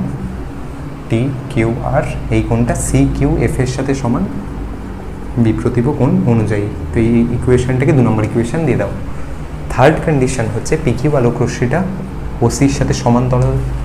ফার্স্ট কন্ডিশনে আমরা দেখেছিলাম যে পি কিউ আলোক রশ্মি হচ্ছে সেই আলোক রশ্মি যেটা প্রধান অক্ষের সাথে সমান্তরালভাবে দর্পণের উপর গিয়ে পড়ছে। তাহলে পি কিউ আলোক রশ্মিটা ওসির সাথে সমান্তরাল, ওসি ছেদক বা সিডি ছেদক। তাহলে পি কিউ আলোক রশ্মিটা ওসির সাথে সমান্তরাল, সিডি হচ্ছে ছেদক। তাহলে যেহেতু পি কিউ আলোক রশ্মিটা ওসির সাথে সমান্তরাল এবং সিডি ছেদক সাপেক্ষে এই কোণটা অ্যাঙ্গেল পি কিউ ডি এবং অ্যাঙ্গেল এফ সি কিউ এই দুটো কোণ পরস্পরের সাথে সমান। এটা সবাই জানো যে দুটো সরলরেখা এইভাবে থার্ড একটা সরলরেখা দুটো সরলরেখাকে ছেদ করছে। তাহলে এই কোণটা এবং এই কোণটা পরস্পরের সাথে সমান হয় অনুরূপ কোণ হিসাবে। তাহলে যেহেতু পি কিউ সরলরেখাটা ওসির সাথে সমান্তরাল, সিডি ছেদক সাপেক্ষে পি কিউ ডি এবং এফ সি কিউ দুটো কোণ সমান। তাহলে P Q D angle F C কিউর সাথে সমান। তাহলে এটা হচ্ছে থার্ড কন্ডিশন। তাহলে ফার্স্ট কন্ডিশন আবর্তন কোণ প্রতিফলন কোণের মান সর্বদা সমান। তাহলে পি কিউ ডিটা ডি কিউ আর এর সাথে সমান। আবার যেহেতু এই কোণটার সাথে এই কোণটা সমান সেহেতু আমরা লিখতে পারি যে ডি কিউ আরটা সি কিউ এফ এর সাথে সমান। তাহলে পি কিউ ডিটা ডি কিউ আর এর সাথে সমান, ডি কিউ আরটা আবার সি কিউ এফ এর সাথে সমান। তাহলে বলতে পারি যে পি কিউ ডিটা সি কিউ এফ এর সাথে সমান। তাহলে পি কিউ ডিটা সি কিউ এফ এর সাথে সমান। তাহলে পি কিউ ডিটা সি কিউ এফ এর সাথে সমান। আবার থার্ড কন্ডিশন অনুযায়ী আমরা দেখছি যে পি কিউ ডিটা এফ সি কিউর সাথে সমান। তাহলে পি কিউ ডিটা সি কিউ এফ এর সাথেও সমান, পি কিউ ডিটা এফ সি কিউর সাথেও সমান। তার মানে এফ সি কিউ এবং সি কিউ এফ পরস্পর সমান। তাহলে angle F C Q equal to angle C Q F. তাহলে একটা ত্রিভুজ এফ সি কিউ, তাহলে ত্রিভুজ এফ সি কিউ এর দুটো কোণ পরস্পরের সাথে সমান। তাহলে একটা ত্রিভুজের দুটো কোণ যদি পরস্পরের সাথে সমান হয় তাহলে ঠিক আগের কন্ডিশন অনুযায়ী কোণ দুটোর বিপরীত বাহুর দৈর্ঘ্য পরস্পর সমান। তাহলে এই দুটো কোণের বিপরীত বাহু, এই কোণের বিপরীত বাহু হচ্ছে কিউ এফ এবং এই কোণের বিপরীত বাহু হচ্ছে সি এফ। তাহলে সি এফ এবং কিউ এফ পরস্পরের সাথে সমান। That is fourth equation. তাহলে 4 নম্বর ইকুয়েশন হচ্ছে যে সি এফটা কিউ এফ এর সাথে সমান। কেন? যেহেতু ত্রিভুজের দুটো কোণ পরস্পরের সাথে সমান সেহেতু যে বাহুর দৈর্ঘ্যগুলো সেই বাহুর দৈর্ঘ্যগুলো কিন্তু পরস্পরের সাথে সমান। তাহলে সি এফটা কিন্তু কিউ এফ এর সাথে সমান। যেহেতু এমওএম ড্যাশটা ক্ষুদ্র উন্মেষযুক্ত দর্পণ বা লো অ্যাপারচার মিরার সেহেতু কিউএফ এবং ওএফ এই দুটোর দৈর্ঘ্য কিন্তু প্রায় সমান। তাহলে কিউ থেকে এফ পর্যন্ত দূরত্বটা এবং ও থেকে এফ পর্যন্ত দূরত্বটা প্রায় সমান। যেহেতু এমওএম ড্যাশটা ক্ষুদ্র উন্মেষযুক্ত উত্তল দর্পণ বা লো অ্যাপারচার বিশিষ্ট কনভেক্স মিরার, তাহলে লো অ্যাপারচার হওয়ার কারণে কিউএফটাকে ওএফ এর সাথে সমান করে দেওয়া হচ্ছে। তাহলে কিউএফটা ওএফ এর সাথে সমান। তাহলে কিউএফ এর জায়গায় ওএফ বসিয়ে দাও। তাহলে C F equal to OF. Fifth equation. তাহলে 1 নম্বর ইকুয়েশন, 2 নম্বর ইকুয়েশন, 3 নম্বর, এটা 4 বলতে পারো। তো সেখান থেকে আমরা পেলাম F C Q equal to C Q F. তো একটা ত্রিভুজের দুটো কোণ পরস্পরের সাথে সমান, তাহলে কোণ দুটোর বিপরীত বাহুর অনুপাত বা বিপরীত বাহুর দৈর্ঘ্য সমান। তাহলে সি এফটা কিউ এফ এর সাথে সমান। আবার সিএফটা ওএফের সাথে সমান, যেহেতু এম ও এম ড্যাশটা ক্ষুদ্র উন্মেষযুক্ত উত্তল দর্পণ। তো ওসি মানে কি? ওসি হচ্ছে বক্রতা ব্যাসার্ধ বা centre of radius of curvature, বক্রতা ব্যাসার্ধ বা রেডিয়াস অফ কার্ভেচার। তাহলে ওসি মানে কি? OF plus FC. তাহলে ওসি সমান সমান ওএফ প্লাস এফসি। তো ওএফের জায়গাতে আমরা ওএফ রাখছি, এফসির জায়গাতে আমরা ওএফ বসিয়ে দিচ্ছি। তাহলে 2 ইন্টু ওএফ। ওসি মানে বক্রতা ব্যাসার্ধ বা radius of curvature small R, OF মানে ও থেকে এফ পর্যন্ত দূরত্বটা, দ্যাট ইজ ফোকাস দৈর্ঘ্য বা ফোকাল লেন্থ। তাহলে আর ইকুয়াল টু 2 ইন্টু এফ। তাহলে খুব ইজিলি আমরা আর ইকুয়াল টু 2f প্রমাণটা করতে পারি উত্তল দর্পণের ক্ষেত্রে। তো এই ক্ষুদ্র উন্মেষযুক্ত অবতল দর্পণ এবং ক্ষুদ্র উন্মেষযুক্ত উত্তল দর্পণের ক্ষেত্রে বক্রতা ব্যাসার্ধের সাথে ফোকাস দৈর্ঘ্যের সম্পর্ক মানে আর ইকুয়াল টু 2f, এই প্রমাণটা কিন্তু পরীক্ষায় প্রতিবার আসে। তো করে নেবে। তো বোর্ড থেকে পুরো জিনিসটা লিখে নিতে পারো যে উত্তল দর্পণের জন্য আমরা দেখলাম যে প্রুফটা কিভাবে হয়। যে ফার্স্ট কন্ডিশন হচ্ছে যে পিকিউ আপতিত আলোক রশ্মি, কিউআর প্রতিফলিত আলোক রশ্মি, কিউডি অভিলম্ব, আপতন কোণ প্রতিফলন কোণ সমান। তাহলে আপতন কোণ প্রতিফলন কোণের মান যদি সমান হয় তাহলে ফার্স্ট কন্ডিশন পিকিউডিটা ডিকিউআর এর সাথে সমান। সেকেন্ড কন্ডিশন এই কোণটা বিপ্রতীপ কোণ অনুযায়ী সমান, যেহেতু দুটো সরলরেখা পরস্পরকে কিউ বিন্দুতে ছেদ করেছে তাহলে বিপ্রতীপ কোণ অনুযায়ী সমান। তাহলে এই কোণটার সাথে সমান, সেকেন্ড কন্ডিশন। থার্ড কন্ডিশন এই সরলরেখাটার সাথে সমান্তরাল, দুটো সমান্তরাল সরলরেখা সিডি ছেদকের সাপেক্ষে এই কোণটা অনুরূপ কোণ। তাহলে এই থার্ড কন্ডিশন অনুরূপ কোণ। তাহলে এই ত্রিভুজের এই কোণটার সাথে এই কোণটা সমান। তাহলে একটা ত্রিভুজের দুটো কোণ যদি পরস্পরের সাথে সমান হয় তাহলে সিএফ এবং কিউএফ পরস্পর সমান। তাহলে সিএফ কিউএফ এর সাথে সমান। যেহেতু এম ও এম ড্যাশটা ক্ষুদ্র উন্মেষযুক্ত উত্তল দর্পণ সেহেতু কিউএফ এর জায়গাতে ওএফ বসিয়ে দিতে পারি। তাহলে সিএফ ইকুয়াল টু ওএফ। তাহলে সিএফটা ওএফ এর সাথে সমান। তাহলে ওসি মানে কি? OF plus CF. তাহলে 2 ইন্টু ওএফ মানে আর ইকুয়াল টু 2 ইন্টু এফ। তাহলে ক্ষুদ্র উন্মেষযুক্ত উত্তল দর্পণ এবং ক্ষুদ্র উন্মেষযুক্ত অবতল দর্পণের ক্ষেত্রে প্রুফ করা গেল যে আর ইকুয়াল টু উত্তল দর্পণের সামনে আমরা যখন কোনো বস্তুকে রাখবো সেই বস্তুর একটা প্রতিবিম্ব তৈরি হবে। তো এবার থার্ড টপিক আমরা পড়বো যে image formation by a concave mirror and a convex mirror. তাহলে কোনো একটা কনকেভ মিরর বা অবতল দর্পণের সামনে আমরা যখন কোনো বস্তুকে রাখবো সেই বস্তুর প্রতিবিম্ব কী হবে বা ইমেজগুলো কী হবে, ইমেজের বৈশিষ্ট্য কী, ইমেজগুলো কোথায় কোথায় তৈরি হবে বা প্রতিবিম্বগুলো কোথায় কোথায় অবস্থিত হবে। অর্থাৎ অবতল দর্পণের সামনে আমরা বস্তুকে বিভিন্ন জায়গায় রাখবো। তো বস্তুর বিভিন্ন অবস্থানের জন্য আমাদের দেখতে হবে যে প্রতিবিম্ব গঠনটা কীরকম হচ্ছে, প্রতিবিম্বের বৈশিষ্ট্য কী হচ্ছে, প্রতিবিম্বটা সদ্বিম্ব না অসদ্বিম্ব, সমশীর্ষ না অবশীর্ষ, এবং বস্তুর বিভিন্ন অবস্থানের জন্য প্রতিবিম্বের অবস্থানটা কোথায় হচ্ছে। যেমন বস্তুকে অসীমে রাখলে প্রতিবিম্ব ফোকাসে তৈরি হয়, বস্তুকে অসীম বক্রতা কেন্দ্রের মাঝে রাখলে প্রতিবিম্বটাও ফোকাস বক্রতা কেন্দ্রের মাঝে চলে যায়। তো এই বিষয়গুলো নিয়ে পড়ানো হবে। তো image formation by a concave mirror বা কোনো একটা অবতল দর্পণের সামনে কোনো একটা বস্তুকে রাখলে সেই বস্তুর প্রতিবিম্ব গঠন কিভাবে হয়। তো এটা পড়ার জন্য আমাদের তিনটে প্রপার্টি কাজে লাগবে। তিনটে প্রপার্টি কী কী? প্রথম হচ্ছে যে প্রধান অক্ষের সাথে সমান্তরালভাবে আগত আলোকরশ্মি গুচ্ছ কোনো একটা দর্পণের উপরে সে যদি আপতিত হয়, অবতল দর্পণ বা উত্তল দর্পণ, তো প্রধান অক্ষের সাথে সমান্তরালভাবে কোনো একটা আলোকরশ্মি এসে গলীয় দর্পণের উপরে সে আপতিত হলে দর্পণ কর্তৃক প্রতিফলনের পর সে সবসময় মুখ্য ফোকাস দিয়ে প্রতিফলিত হবে। তাহলে প্রধান অক্ষের সাথে অনেকগুলো সমান্তরাল আলোকরশ্মি ওপরে হতে পারে বা নিচে হতে পারে, সে যদি দর্পণের উপরে সে আপতিত হয় বা গলীয় দর্পণের উপরে সে পড়ে তবে দর্পণ কর্তৃক প্রতিফলনের পর সে সবসময় মুখ্য ফোকাস বা ক্যাপিটাল এফ বিন্দুটা দিয়ে প্রতিফলিত হবে। সেকেন্ড কন্ডিশন হচ্ছে এর ঠিক উল্টোটা, অর্থাৎ কোনো একটা আলোকরশ্মি কোনো একটা গলীয় দর্পণের মুখ্য ফোকাস দিয়ে যদি পাস করে তবে দর্পণ কর্তৃক প্রতিফলনের পর প্রতিফলিত আলোকরশ্মিটা প্রধান অক্ষের সাথে সমান্তরাল হয়ে যাবে। তাহলে সমান্তরাল আলোকরশ্মি দর্পণের উপরে এসে পড়লো, দর্পণ কর্তৃক প্রতিফলনের পর মুখ্য ফোকাস হয়ে বেরিয়ে গেল। এটা ফার্স্ট কন্ডিশন। সেকেন্ড কন্ডিশন হচ্ছে যে মুখ্য ফোকাস দিয়ে যে আলোকরশ্মিটা দর্পণের উপরে এসে পড়বে, তাহলে অ্যারোটা দেখো যে মুখ্য ফোকাস হয়ে একটা আলোকরশ্মি দর্পণের উপর গিয়ে পড়ছে, দর্পণ কর্তৃক প্রতিফলনের পর প্রতিফলিত আলোকরশ্মিটা প্রধান অক্ষের সাথে সমান্তরাল হয়ে গেছে।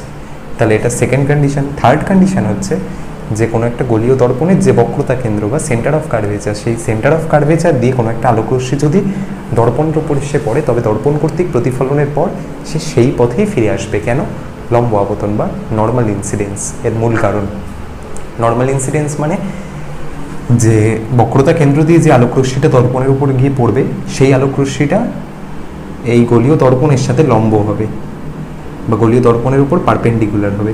তো পারপেন্ডিকুলারলি কোনো একটা আলোকরশ্মি যদি দর্পণের উপর এসে পড়ে তবে দর্পণ কর্তৃক প্রতিফলনের পর সে সেই পথে প্রতিফলিত হয়।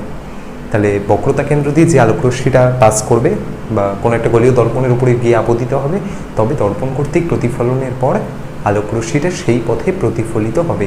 তাহলে তিনটে কন্ডিশন এই তিনটে। প্রথম হচ্ছে যে প্রধান অক্ষের সাথে সমান্তরালভাবে আগত আলোকরশ্মি কোনো একটা গলীয় দর্পণের উপরে সে যদি আপতিত হয় তবে দর্পণ কর্তৃক প্রতিফলনের পর সে সবসময় মুখ্য ফোকাস দিয়ে বেরিয়ে যাবে। সেকেন্ড কন্ডিশন হচ্ছে যে মুখ্য ফোকাস দিয়ে যে আলোকরশ্মিটা দর্পণের উপর গিয়ে পড়বে সেই আলোকরশ্মিটা দর্পণ কর্তৃক প্রতিফলনের পর প্রধান অক্ষের সাথে সমান্তরাল হবে। থার্ড কন্ডিশন হচ্ছে যে কোনো একটা গলীয় দর্পণে যে বক্রতা কেন্দ্র বা সেন্টার অফ কার্ভেচার দিয়ে যে আলোকরশ্মিটা পাস করবে সেই আলোকরশ্মিটা লম্বভাবে প্রতিফলিত হবে, অর্থাৎ যে পথে সে আপতিত হয়েছিল সেই পথেই সে প্রতিফলিত হবে। তো এই তিনটে কন্ডিশন আমাদের ছবি আঁকার ক্ষেত্রে বা প্রতিবিম্ব গঠনের যে চিত্র আছে সেখানে সবচেয়ে ইম্পর্টেন্ট তিনটে জিনিস বা তিনটে প্রপার্টিস। এরপর হচ্ছে প্রতিবিম্বের বৈশিষ্ট্য কীরকম হতে পারে। প্রতিবিম্ব দুরকম হতে পারে, একটা হতে পারে সদ্বিম্ব, একটা হতে পারে অসদ্বিম্ব। সদ্বিম্ব বিষয়টা কি? সদ্বিম্ব মানে হচ্ছে যে প্রতিবিম্বটা যদি দর্পণের সামনে তৈরি হয় তখন সেই প্রতিবিম্বটাকে বলা হয় সদ্বিম্ব বা রিয়েল ইমেজ। আর অসদ্বিম্ব কি? অসদ্বিম্ব হচ্ছে প্রতিবিম্বটা যদি দর্পণের ঠিক উল্টো দিকে তৈরি হয় বা দর্পণের পিছনে তৈরি হয় প্রতিবিম্বটা, তখন সেটা ভার্চুয়াল ইমেজ বা অসদ্বিম্ব। তাহলে দুটো ইমেজ হতে পারে, একটা সদ্বিম্ব একটা অসদ্বিম্ব। সদ্বিম্ব কি? Real image. রিয়েল ইমেজ মানে বস্তু এখানে আছে, প্রতিবিম্বটাও এখানে তৈরি হলো, অর্থাৎ দর্পণের সামনে প্রতিবিম্বটা তৈরি হচ্ছে। তাহলে দর্পণের সামনে যখন প্রতিবিম্ব তৈরি হবে তখন সেটা সদ্বিম্ব। দর্পণের পিছনে যখন প্রতিবিম্ব তৈরি হবে তখন সেটা অসদ্বিম্ব বা ভার্চুয়াল ইমেজ। একইভাবে এখানেও দর্পণের সামনে বস্তু রাখলে দর্পণের সামনে যদি প্রতিবিম্ব তৈরি হয় তাহলে সেটা সদ্বিম্ব, যদি দর্পণের পিছনে চলে আসে তখন সেটা অসদ্বিম্ব। আরেকটা বিষয় হচ্ছে সমশীর্ষ এবং অবশীর্ষ। তাহলে সমশীর্ষ বিষয়টা কি? সমশীর্ষ মানে হচ্ছে যে বস্তুটাকে তুমি রেখেছো, ধরে নাও এখানে একটা বস্তু আছে পিকিউ। তাহলে পিকিউ হচ্ছে একটা বস্তু, তার প্রতিবিম্বটা এখানে তৈরি হলো ঠিক উল্টো করে, অর্থাৎ পিকিউ বস্তুর প্রতিবিম্বটা হলো কিউপি।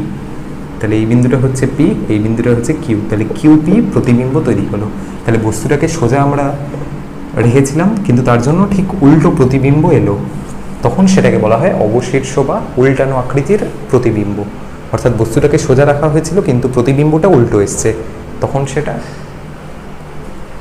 অবশীর্ষ বা উল্টানো আকৃতির প্রতিবিম্ব। সমশীর্ষ বিষয়টা কি? সমশীর্ষ মানে হচ্ছে পিকিউ কোনো একটা বস্তুকে তুমি রেখেছো সোজাসুজিভাবে কোনো একটা গলীয় দর্পণের উপর, দর্পণ কর্তৃক প্রতিফলনের পর আলোকরশ্মিটা প্রতিবিম্বটা যদি সোজাভাবে তৈরি হয় তাহলে পিকিউ বস্তুর পি ড্যাশ কিউ ড্যাশ হচ্ছে প্রতিবিম্ব। তাহলে পি ড্যাশ কিউ ড্যাশ যে প্রতিবিম্বটা সেটা সোজাভাবে তৈরি হয়েছে, তাহলে সেটাকে বলা হয় সমশীর্ষ বা সোজা আকৃতির প্রতিবিম্ব। তাহলে পিকিউ কোনো একটা বস্তুকে তুমি রেখেছো, পিকিউর ঠিক উল্টানো আকৃতির প্রতিবিম্ব তৈরি হতে পারে পি ড্যাশ কিউ ড্যাশ, তাহলে পি ড্যাশ কিউ ড্যাশকে বলা হবে অবশীর্ষ।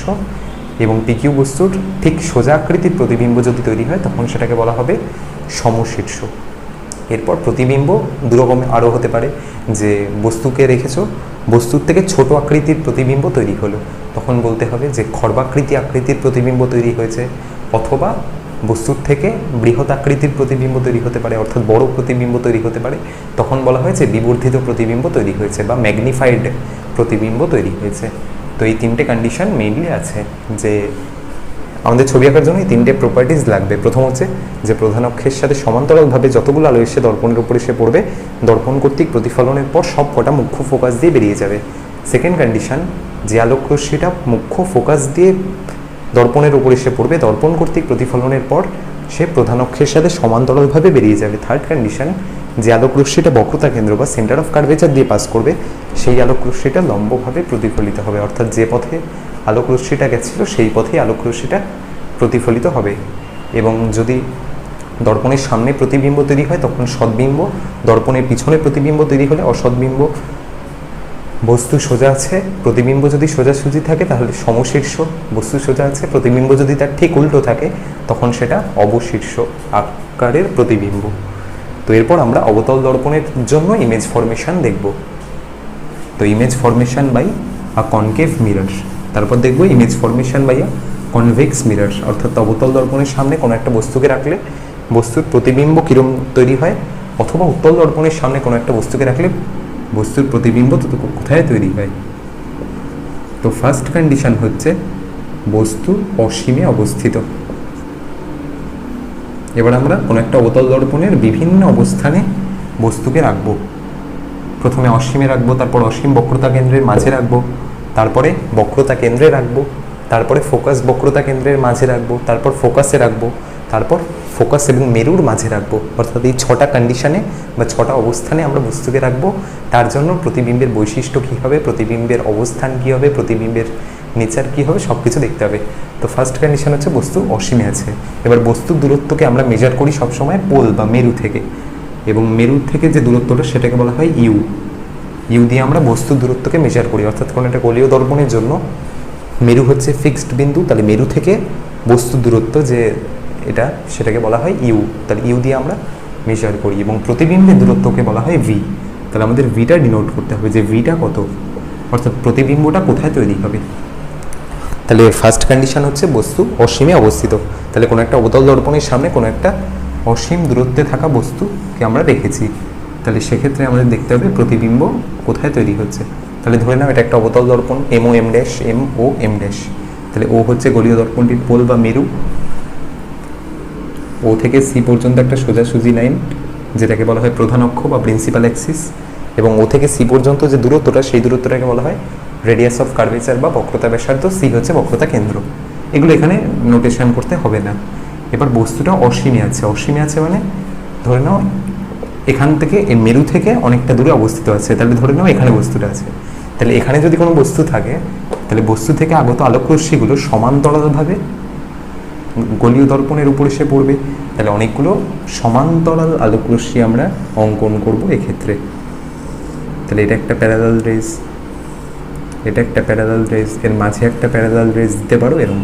তাহলে 3টে সমান্তরাল আলোকরশ্মি অসীম দূরত্বে থাকা বস্তু থেকে আপতিত হলো গোলীয় দর্পণের উপর। দর্পণ কর্তৃক প্রতিফলনের পর প্রতিফলিত আলোকরশ্মিগুলো, তাহলে এটা হচ্ছে মুখ্য ফোকাস বা ক্যাপিটাল এফ। তো দর্পণ কর্তৃক প্রতিফলনের পর প্রতিফলিত আলোকরশ্মিগুলো গৌণ ফোকাস বলে একটা পয়েন্টে মিলিত হবে। গৌণ ফোকাস বিষয়টা কি? গৌণ ফোকাস মানে হচ্ছে এফ ড্যাশ। তো এই আলোকরশ্মিটা দর্পণ কর্তৃক প্রতিফলনের পর গৌণ ফোকাস দিয়ে যাবে, এই আলোকরশ্মিটা দর্পণ কর্তৃক প্রতিফলনের পর গৌণ ফোকাস দিয়ে যাবে। তাহলে 3টে আলোকরশ্মি কিন্তু গৌণ ফোকাস দিয়ে গেল। তাহলে প্রতিবিম্ব তৈরি হলো গোলীয় দর্পণটির ফোকাসে বা ফোকাস তলে। তো বস্তুকে আমরা যদি অসীমে রাখি বা ইউ যদি ইনফিনিটি হয়, তাহলে প্রতিবিম্ব তৈরি হচ্ছে ফোকাসে বা ফোকাস তলে। তাহলে বস্তুকে আমরা মোটামুটি এইসব জায়গায় রেখেছিলাম যে অসীম দূরত্বে কোনো একটা বস্তু আছে। তাহলে অসীম দূরত্বে থাকা বস্তু থেকে আগত আলোকরশ্মিকে আমরা সমান্তরাল ধরে নিই। তাহলে অনেকগুলো সমান্তরাল আলোকরশ্মি অবতল দর্পণের উপর এসে আপতিত হচ্ছে। দর্পণ কর্তৃক প্রতিফলনের পর প্রতিফলিত আলোকরশ্মিগুলো গৌণ ফোকাসে এসে মিলিত হবে বা এফ ড্যাশ বিন্দুতে মিলিত হবে। তাহলে এফ এফ ড্যাশ হচ্ছে প্রতিবিম্ব,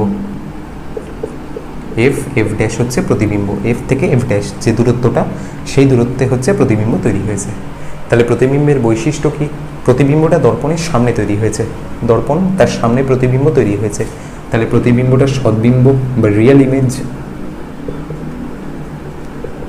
তাহলে যেহেতু প্রতিবিম্বটা দর্পণের সামনে তৈরি হয়েছে, সেহেতু প্রতিবিম্বটার নেচার হচ্ছে সদ্বিম্ব বা রিয়েল ইমেজ। বস্তুকে আমরা এভাবে রেখেছিলাম, ঠিক তার উল্টো প্রতিবিম্ব তৈরি হয়েছে, অর্থাৎ অবশীর্ষ প্রতিবিম্ব তৈরি হয়েছে। তাহলে সদ্বিম্ব দর্পণের সামনে তৈরি হয়েছে, উল্টানো আকৃতির প্রতিবিম্ব অবশীর্ষ আকারের, এবং বস্তুর থেকে ভীষণ ছোট আকৃতির প্রতিবিম্ব, বস্তুর থেকে ভীষণ ছোট আকৃতির প্রতিবিম্ব। এবার বস্তুর থেকে ছোট আকৃতির প্রতিবিম্বকে আমরা লিখতে পারি am very very less than 1। এমটা কি? এম হচ্ছে রৈখিক বিবর্ধন বা লিনিয়ার ম্যাগনিফিকেশন। লিনিয়ার ম্যাগনিফিকেশন বিষয়টা কি? যে প্রতিবিম্বের উচ্চতা ডিভাইডেড বাই বস্তুর উচ্চতা। ধরে নাও যে পিকিউ কোনো একটা বস্তু আছে, এখানে একটা পিকিউ বস্তু আছে, তাহলে পিকিউ বস্তুর জন্য পি ড্যাশ কিউ ড্যাশ প্রতিবিম্ব তৈরি হলো। তাহলে লিনিয়ার ম্যাগনিফিকেশন বলছে যে P dash Q dash divided by P Q, এই যে রেশিওটা, এই রেশিওটাকে বলা হয় রৈখিক বিবর্ধন বা লিনিয়ার ম্যাগনিফিকেশন। তাহলে M equal to P dash Q dash by P Q.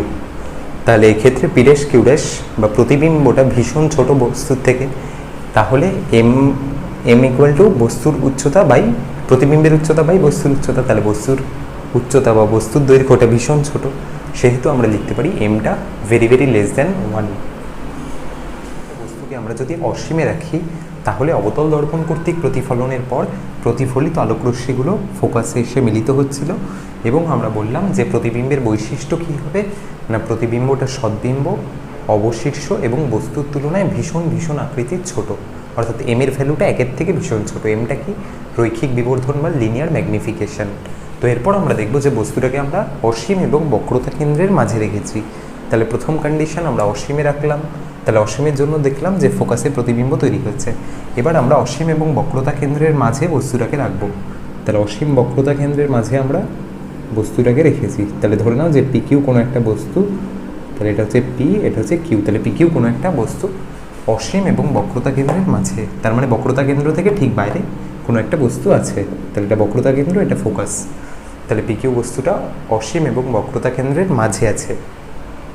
তাহলে পি থেকে প্রধান অক্ষের সাথে দুটো আলোকরশ্মি এখানে পাস করবে প্রতিবিম্ব গঠন হওয়ার জন্য। একটা হচ্ছে পি থেকে প্রধান অক্ষের সাথে সমান্তরালভাবে আগত আলোকরশ্মি দর্পণ কর্তৃক প্রতিফলনের পর মুখ্য ফোকাস হয়ে বেরিয়ে যাবে। আরেকটা আলোকরশ্মি বক্রতা কেন্দ্র হয়ে যাবে বা সেন্টার অফ কার্ভেচার হয়ে যাবে। তাহলে যে আলোকরশ্মি এটা সেন্টার অফ কার্ভেচার হয়ে যাবে, সে দর্পণ কর্তৃক প্রতিফলনের পর সেই পথে ফিরে আসবে। তাহলে একটা আলোকরশ্মি প্রধান অক্ষের সাথে সমান্তরালভাবে দর্পণের উপর গিয়ে আপতিত হলো, দর্পণ কর্তৃক প্রতিফলনের পর মুখ্য ফোকাস হয়ে বেরিয়ে গেল।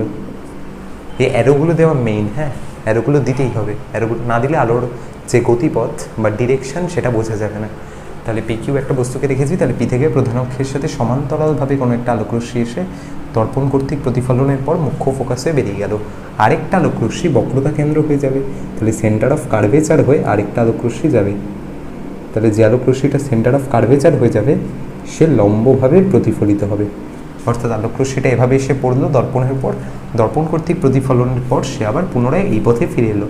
তাহলে এই দুটো আলোকরশ্মি যে বিন্দুতে ছেদ করছে সেই বিন্দুতে আমরা একটা প্রতিবিম্ব পাবো। এবং বস্তু যদি পি কিউ হয় তাহলে প্রতিবিম্বটা ঠিক উল্টো আছে, তাহলে পি ড্যাশ কিউ ড্যাশ। তাহলে পি ড্যাশ কিউ ড্যাশ একটা প্রতিবিম্ব আমরা পেলাম, এবং পি ড্যাশ কিউ ড্যাশ হচ্ছে পি কিউ বস্তুর প্রতিবিম্ব। তাহলে পি ড্যাশ কিউ ড্যাশ হচ্ছে পি কিউ কোনো একটা বস্তুর প্রতিবিম্ব, যে বস্তুটা কোথায় আছে অসীম এবং বক্রতা কেন্দ্রের মাঝে। তাহলে অবতল দর্পণের সামনে কোনো একটা বস্তুকে যদি অসীম বক্রতা কেন্দ্রের মাঝে রাখা হয় তাহলে তার জন্য প্রতিবিম্ব কোথায় তৈরি হচ্ছে, ফোকাস এবং বক্রতা কেন্দ্রের মাঝে, এফ এবং সির মাঝে প্রতিবিম্ব তৈরি হচ্ছে, যেটা হচ্ছে পি ড্যাশ কিউ ড্যাশ। তাহলে পি ড্যাশ কিউ ড্যাশ হচ্ছে পি কিউ বস্তুর প্রতিবিম্ব। প্রতিবিম্বের বৈশিষ্ট্য কি, প্রতিবিম্বটা দর্পণের সামনে তৈরি হচ্ছে সদ্বিম্ব। পি কিউ বস্তু যদি সোজাসুজি থাকে তাহলে পি ড্যাশ কিউ ড্যাশ ঠিক তার উল্টো আছে, তাহলে অবশীর্ষ, এবং এম এর ভ্যালুটা একের থেকে ছোট। কেন, কারণ বস্তুর থেকে ছোট আকৃতির প্রতিবিম্ব তৈরি হয়েছে। তাহলে প্রতিবিম্বের বৈশিষ্ট্য, প্রতিবিম্বটা সদ্বিম্ব, অবশীর্ষ এবং বস্তুর থেকে ছোট আকৃতির প্রতিবিম্ব তৈরি হয়। তাহলে প্রতিবিম্বের বৈশিষ্ট্য লিখতে দেবে, প্রতিবিম্বের বৈশিষ্ট্য হচ্ছে সদ্বিম্ব, দর্পণের সামনে তৈরি হচ্ছে, অবশীর্ষ উল্টানো আকৃতির প্রতিবিম্ব এবং বস্তুর থেকে ছোট আকৃতির প্রতিবিম্ব। তাহলে অসীম বক্রতা কেন্দ্রের মাঝে যখন আমরা বস্তুকে রেখেছি পি কিউ, তাহলে পি থেকে প্রধান অক্ষের সাথে সমান্তরালভাবে আগত আলোকরশ্মি দর্পণ কর্তৃক প্রতিফলনের পর একটা আলোকরশ্মি ফোকাস হয়ে বেরিয়ে গেল, আরেকটা আলোকরশ্মি বক্রতা কেন্দ্র হয়ে যাবে। তাহলে যে আলোকরশ্মিটা বক্রতা কেন্দ্র হয়ে যাবে সে লম্বভাবে প্রতিফলিত হবে। তাহলে এইভাবে আলোকরশ্মিটা দর্পণের উপর এসে পড়েছে, দর্পণ কর্তৃক প্রতিফলনের পর সেও এইভাবে প্রতিফলিত হবে। তাহলে এই দুটো আলোকরশ্মি যে বিন্দুতে মিট করছে সেই বিন্দুতে প্রতিবিম্ব তৈরি হবে। তাহলে পি কিউ যদি কোনো বস্তু হয় তাহলে পি ড্যাশ কিউ ড্যাশ হচ্ছে সেই বস্তুর প্রতিবিম্ব। তাহলে বস্তুকে আমরা অসীমে রেখেছিলাম, প্রতিবিম্ব ফোকাসে পেয়েছিলাম, যে ফোকাসে প্রতিবিম্ব তৈরি হচ্ছে এবং এমটা একের থেকে ভীষণ ছোট। সেকেন্ড কন্ডিশন আমরা দেখলাম যে বস্তুকে অসীম বক্রতা কেন্দ্রের মাঝে রাখলাম। তাহলে অসীম এবং বক্রতা কেন্দ্রের মাঝে যখন আমরা বস্তুকে রাখবো তখন তার জন্য প্রতিবিম্বটা ফোকাস বক্রতা কেন্দ্রের মাঝে হবে। প্রতিবিম্বের বৈশিষ্ট্য সদ্বিম্ব, অবশীর্ষ এবং বস্তুর থেকে ছোট আকৃতির প্রতিবিম্ব। এবার থার্ড কন্ডিশন, বস্তুটাকে আমরা বক্রতা কেন্দ্রে রাখবো, অর্থাৎ বস্তুটাকে আরেকটু আগিয়ে নিয়ে এলাম। প্রথমে ছিল অসীম দূরত্বে আমরা বস্তুকে রেখেছিলাম, তার জন্য ফোকাসে প্রতিবিম্ব পেয়েছিলাম। তারপর অসীম বক্রতা কেন্দ্রের মাঝে নিয়ে এলাম, এবার বক্রতা কেন্দ্রে বস্তুকে রাখবো। তাহলে বস্তুটা বক্রতা কেন্দ্রে অবস্থিত। তাহলে বস্তুটা এবার বক্রতা কেন্দ্রে অবস্থিত বা সেন্টার অফ কার্ভেচারে অবস্থিত। তাহলে সেন্টার অফ কার্ভেচারে বস্তু থাকলে বস্তুর প্রতিবিম্ব কী হবে সেটা আমাদের দেখতে হবে। তাই ধরে নাও যে এম ও এম ড্যাশ কোনো একটা ক্ষুদ্র উন্মেষযুক্ত দর্পণ, ক্ষুদ্র উন্মেষযুক্ত অবতল দর্পণ, ও হচ্ছে গলীয় দর্পণটির পোল বা মেরু, সি হচ্ছে সেন্টার অফ কার্ভেচার, এবং ও এবং সি বিন্দুর ঠিক মাঝামাঝি বিন্দুটা হচ্ছে ফোকাস। কারণ আমরা আগের দিন দেখেছি যে ফোকাস দূরত্ব ইকুয়াল টু r/2, অর্থাৎ ফোকাস যে বিন্দুটা সেটা ও এবং সির ঠিক মাঝামাঝি একটা বিন্দু হচ্ছে এফ। তো এবার আমরা বস্তুটাকে বক্রতা কেন্দ্রে রেখেছি। তাহলে সি বিন্দুতে আমরা একটা বস্তু রেখেছি পি কিউ। তাহলে পি কিউ একটা বস্তু, এটা পি বিন্দু, এটা কিউ বিন্দু। তাহলে পি কিউ একটা বস্তু কোনো একটা অবতল দর্পণের সামনে আছে এবং অবতল দর্পণের বক্রতা কেন্দ্রে বস্তুটা আছে পি কিউ। তাহলে আগের মতো পি থেকে একটা আলোকরশ্মি প্রধান অক্ষের সাথে সমান্তরালভাবে দর্পণের উপর গিয়ে পড়বে। তাহলে প্রধান অক্ষের সাথে সমান্তরালভাবে আগত আলোকরশ্মি দর্পণ কর্তৃক প্রতিফলনের পর মুখ্য ফোকাস হয়ে বেরিয়ে যাবে। আরেকটা আলোকরশ্মি বক্রতা কেন্দ্র হয়ে যাবে। তাহলে যে আলোকরশ্মিটা আরেকটা আলোকরশ্মি ফোকাস হয়ে যাবে। তাহলে যে আলোকরশ্মিটা ফোকাস হয়ে যাবে সে দর্পণ কর্তৃক প্রতিফলনের পর প্রধান অক্ষের সাথে সমান্তরাল হবে। তাহলে আরেকটা আলোকরশ্মি মুখ্য ফোকাস দিয়ে গেল। তাহলে যে আলোকরশ্মিটা ফোকাস দিয়ে গেল সে দর্পণ কর্তৃক প্রতিফলনের পর কিন্তু প্রধান অক্ষের সাথে সমান্তরাল হবে বা প্রিন্সিপাল অ্যাক্সিসের সাথে সমান্তরাল হবে। তাহলে তুমি দেখতে পাবে যে এইখানে একটা প্রতিবিম্ব তৈরি হচ্ছে, যে প্রতিবিম্বটা পি ড্যাশ কিউ ড্যাশ। তাহলে এক্ষেত্রে পি ড্যাশ কিউ ড্যাশ হচ্ছে পি কিউ বস্তুর প্রতিবিম্ব এবং প্রতিবিম্বের বৈশিষ্ট্য কী? প্রতিবিম্বটা সদ্বিম্ব দর্পণের সামনে তৈরি হয়েছে, অবশীর্ষ এবং বস্তুর আকারে সমান আকারের প্রতিবিম্ব, যে পি কিউ সাইজটা পি ড্যাশ কিউ ড্যাশের সাইজের সমান। তাহলে এম এর ভ্যালুটা, এম মানে P dash Q dash by P Q, তাহলে পি কিউটা যদি পি ড্যাশ কিউ ড্যাশের সাথে সমান হয়ে যায় তাহলে এম ইকুয়াল টু 1। তাহলে এক্ষেত্রে রৈখিক বিবর্ধনের ভ্যালুটা 1। তাহলে কোন ক্ষেত্রে রৈখিক বিবর্ধনের ভ্যালু 1 বা রৈখিক বিবর্ধনের ভ্যালুটা 1? না, কোনো একটা অবতল দর্পণের সামনে আমরা যদি কোনো একটা বস্তুকে বক্রতা কেন্দ্রে রাখি সেক্ষেত্রে এম এর ভ্যালুটা 1 হবে। এবং এম এর ভ্যালুটা 1 হওয়ার পিছনে কারণ এটাই যে কোনো একটা অবতল দর্পণের সামনে আমরা যখন পি কিউ বস্তুটাকে রাখছি বক্রতা কেন্দ্রে বা সেন্টার অফ কার্ভেচারে, তখন পি থেকে প্রধান অক্ষের সাথে সমান্তরালভাবে একটা আলোকরশ্মি দর্পণ কর্তৃক প্রতিফলনের পর মুখ্য ফোকাস হয়ে বেরিয়ে যাচ্ছে, আরেকটা আলোকরশ্মি বক্রতা কেন্দ্র ফোকাস হয়ে যাচ্ছে। তাহলে যে আলোকরশ্মিটা ফোকাস হয়ে যাচ্ছে সেই আলোকরশ্মিটা দর্পণ কর্তৃক প্রতিফলনের পর প্রধান অক্ষের সাথে সমান্তরাল হচ্ছে। তাহলে পি কিউ বস্তু হলে পি ড্যাশ কিউ ড্যাশ হচ্ছে তার প্রতিবিম্ব। তাহলে প্রতিবিম্বের বৈশিষ্ট্য কী? প্রতিবিম্বটা সদ্বিম্ব, প্রতিবিম্বটা অবশীর্ষ এবং বস্তুর আকারের সমান আকারের প্রতিবিম্ব তৈরি হচ্ছে। 4 নম্বর কন্ডিশন, বস্তুটাকে দর্পণের সামনে আরেকটু এগিয়ে নেওয়া হবে। অর্থাৎ বস্তুটাকে আমরা এবার ফোকাসের বক্রতা কেন্দ্রে রেখেছিলাম, এবার আমরা ফোকাস বক্রতা কেন্দ্রের মাঝে বস্তুটাকে রাখবো। সেক্ষেত্রে দেখা হবে যে প্রতিবিম্বের বৈশিষ্ট্য কী হবে। তাহলে 4 নম্বর কন্ডিশন, বস্তুটাকে ফোকাস এবং বক্রতা কেন্দ্রের মাঝে রাখা হবে। তাহলে প্রথমে আমরা অসীমে রেখেছিলাম, তারপর অসীম বক্রতা কেন্দ্রের মাঝে, তারপর বক্রতা কেন্দ্রে, এবার ফোকাস আর বক্রতা কেন্দ্রের মাঝে বস্তুটাকে রাখবো। তাহলে বস্তুর প্রতিবিম্ব কী হবে সেটা আমাদের দেখতে হবে। তাহলে ধরে নাও যে এম ও এম ড্যাশ কোনো একটা ক্ষুদ্র উন্মেষযুক্ত অবতল দর্পণ। অবতল দর্পণ মানে বাইরের তলটা কার্ভ করা থাকবে, ভিতরের তলটা প্রতিফলক তল হিসাবে কাজ করবে। এটা বক্রতা কেন্দ্র বা সেন্টার অফ কার্ভেচার এবং ও এবং সি বিন্দুর ঠিক মাঝের বিন্দুটা হচ্ছে এফ বা প্রিন্সিপাল ফোকাস। তাহলে বস্তুটাকে এবার আমরা এইখানে রেখেছি যে হ্যাঁ পি কিউ কোনো একটা বস্তু ফোকাস বক্রতা কেন্দ্রের মাঝে আছে। তাহলে একই আলোকরশ্মি পি থেকে একটা আলোকরশ্মি প্রধান অক্ষের সাথে সমান্তরালভাবে দর্পণের উপর গিয়ে পড়বে, দর্পণ কর্তৃক প্রতিফলনের পর মুখ্য ফোকাসে বেরিয়ে যাবে। আরেকটা আলোকরশ্মি বক্রতা কেন্দ্র হয়ে যাবে। তাহলে যে আলোকরশ্মিটা বক্রতা কেন্দ্র হয়ে যাবে সে লম্বভাবে প্রতিফলিত হবে। তাহলে এই দুটোকে আগে জয়েন করে নেবে, তারপরে এইটা জয়েন করে নেবে। তাহলে এই একটা আলোকরশ্মি বক্রতা কেন্দ্র হয়ে গেল। তাহলে যে আলোকরশ্মিটা বক্রতা কেন্দ্র হয়ে যাবে সে লম্বভাবে প্রতিফলিত হবে। তাহলে আলোটা লম্বভাবে সোজাসুজি বেরিয়ে যাবে। তাহলে সোজাসুজি কোনো একটা আলোকরশ্মি যদি বেরিয়ে যায় তাহলে দুটো আলোকরশ্মি গিয়ে এইসব একটা জায়গায় মিট করবে। তাহলে তুমি এইখানে একটা প্রতিবিম্ব পেয়ে যাবে যেটা পি ড্যাশ কিউ ড্যাশ।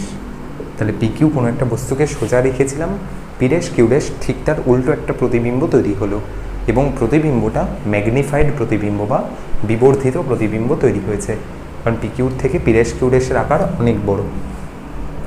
তাহলে বস্তুটাকে আমরা যদি ফোকাস বক্রতা কেন্দ্রের মাঝে রাখি তাহলে প্রতিবিম্বের বৈশিষ্ট্য কী হবে? প্রতিবিম্বটা দর্পণের সামনে আছে সদ্বিম্ব, উল্টানো আছে অবশীর্ষ, কিন্তু বিবর্ধিত আকারের প্রতিবিম্ব তৈরি হলো। তাহলে এই কন্ডিশন থেকে আমাদের নেক্সট একটা ধরনের প্রতিবিম্ব তৈরি হলো যেটা বিবর্ধিত। এতক্ষণ সব ক্ষুদ্র আকৃতির প্রতিবিম্ব ছিল, যে বস্তুর থেকে ছোট আকৃতির প্রতিবিম্ব তৈরি হচ্ছিল। বক্রতা কেন্দ্রে যদি রাখতাম তখন বস্তুর আকারে সমান আকারের প্রতিবিম্ব, কিন্তু এখানে আমরা বিবর্ধিত প্রতিবিম্ব দেখতে পেলাম। তাহলে বস্তুটাকে ফোকাস বক্রতা কেন্দ্রের মাঝে রাখলে প্রতিবিম্বের বৈশিষ্ট্য সদ্বিম্ব, অবশীর্ষ এবং বিবর্ধিত আকারের প্রতিবিম্ব। এম এর ভ্যালুটা, এম মানে P dash Q dash by P Q, তাহলে পি ড্যাশ কিউ ড্যাশটা পি কিউয়ের থেকে অনেক বড়, তাহলে এম এর ভ্যালুটা 1-এর থেকে বড়। তাহলে বস্তুটাকে ফোকাস বক্রতা কেন্দ্রের মাঝে আমরা রেখেছি। তাহলে ফোকাস বক্রতা কেন্দ্র, মাঝে একটা পি কিউ বস্তু আছে, তাহলে পি থেকে প্রধান অক্ষের সাথে সমান্তরালভাবে একটা আলোকরশ্মি দর্পণ কর্তৃক প্রতিফলনের পর মুখ্য ফোকাস হয়ে বেরিয়ে যাবে, আরেকটা আলোকরশ্মি বক্রতা কেন্দ্র হয়ে যাবে। তাহলে যে আলোকরশ্মিটা বক্রতা কেন্দ্র হয়ে যাবে সে লম্বভাবে প্রতিফলিত হবে। তাহলে দুটো আলোকরশ্মিকে তুমি যদি বর্ধিত করো তাহলে তারা পি ড্যাশ কিউ ড্যাশ বিন্দুতে এসে মিলিত হবে। তাহলে পি ড্যাশ কিউ ড্যাশ হচ্ছে প্রতিবিম্ব। তাহলে বস্তুকে ফোকাস এবং বক্রতা কেন্দ্রের মাঝে রাখলে প্রতিবিম্বের অবস্থান কি হয়? প্রতিবিম্বটা অসীম এবং বক্রতা কেন্দ্রের মাঝে তৈরি হয়। তাহলে প্রতিবিম্বের অবস্থান হচ্ছে প্রতিবিম্বটা অসীম এবং বক্রতা কেন্দ্রের মাঝে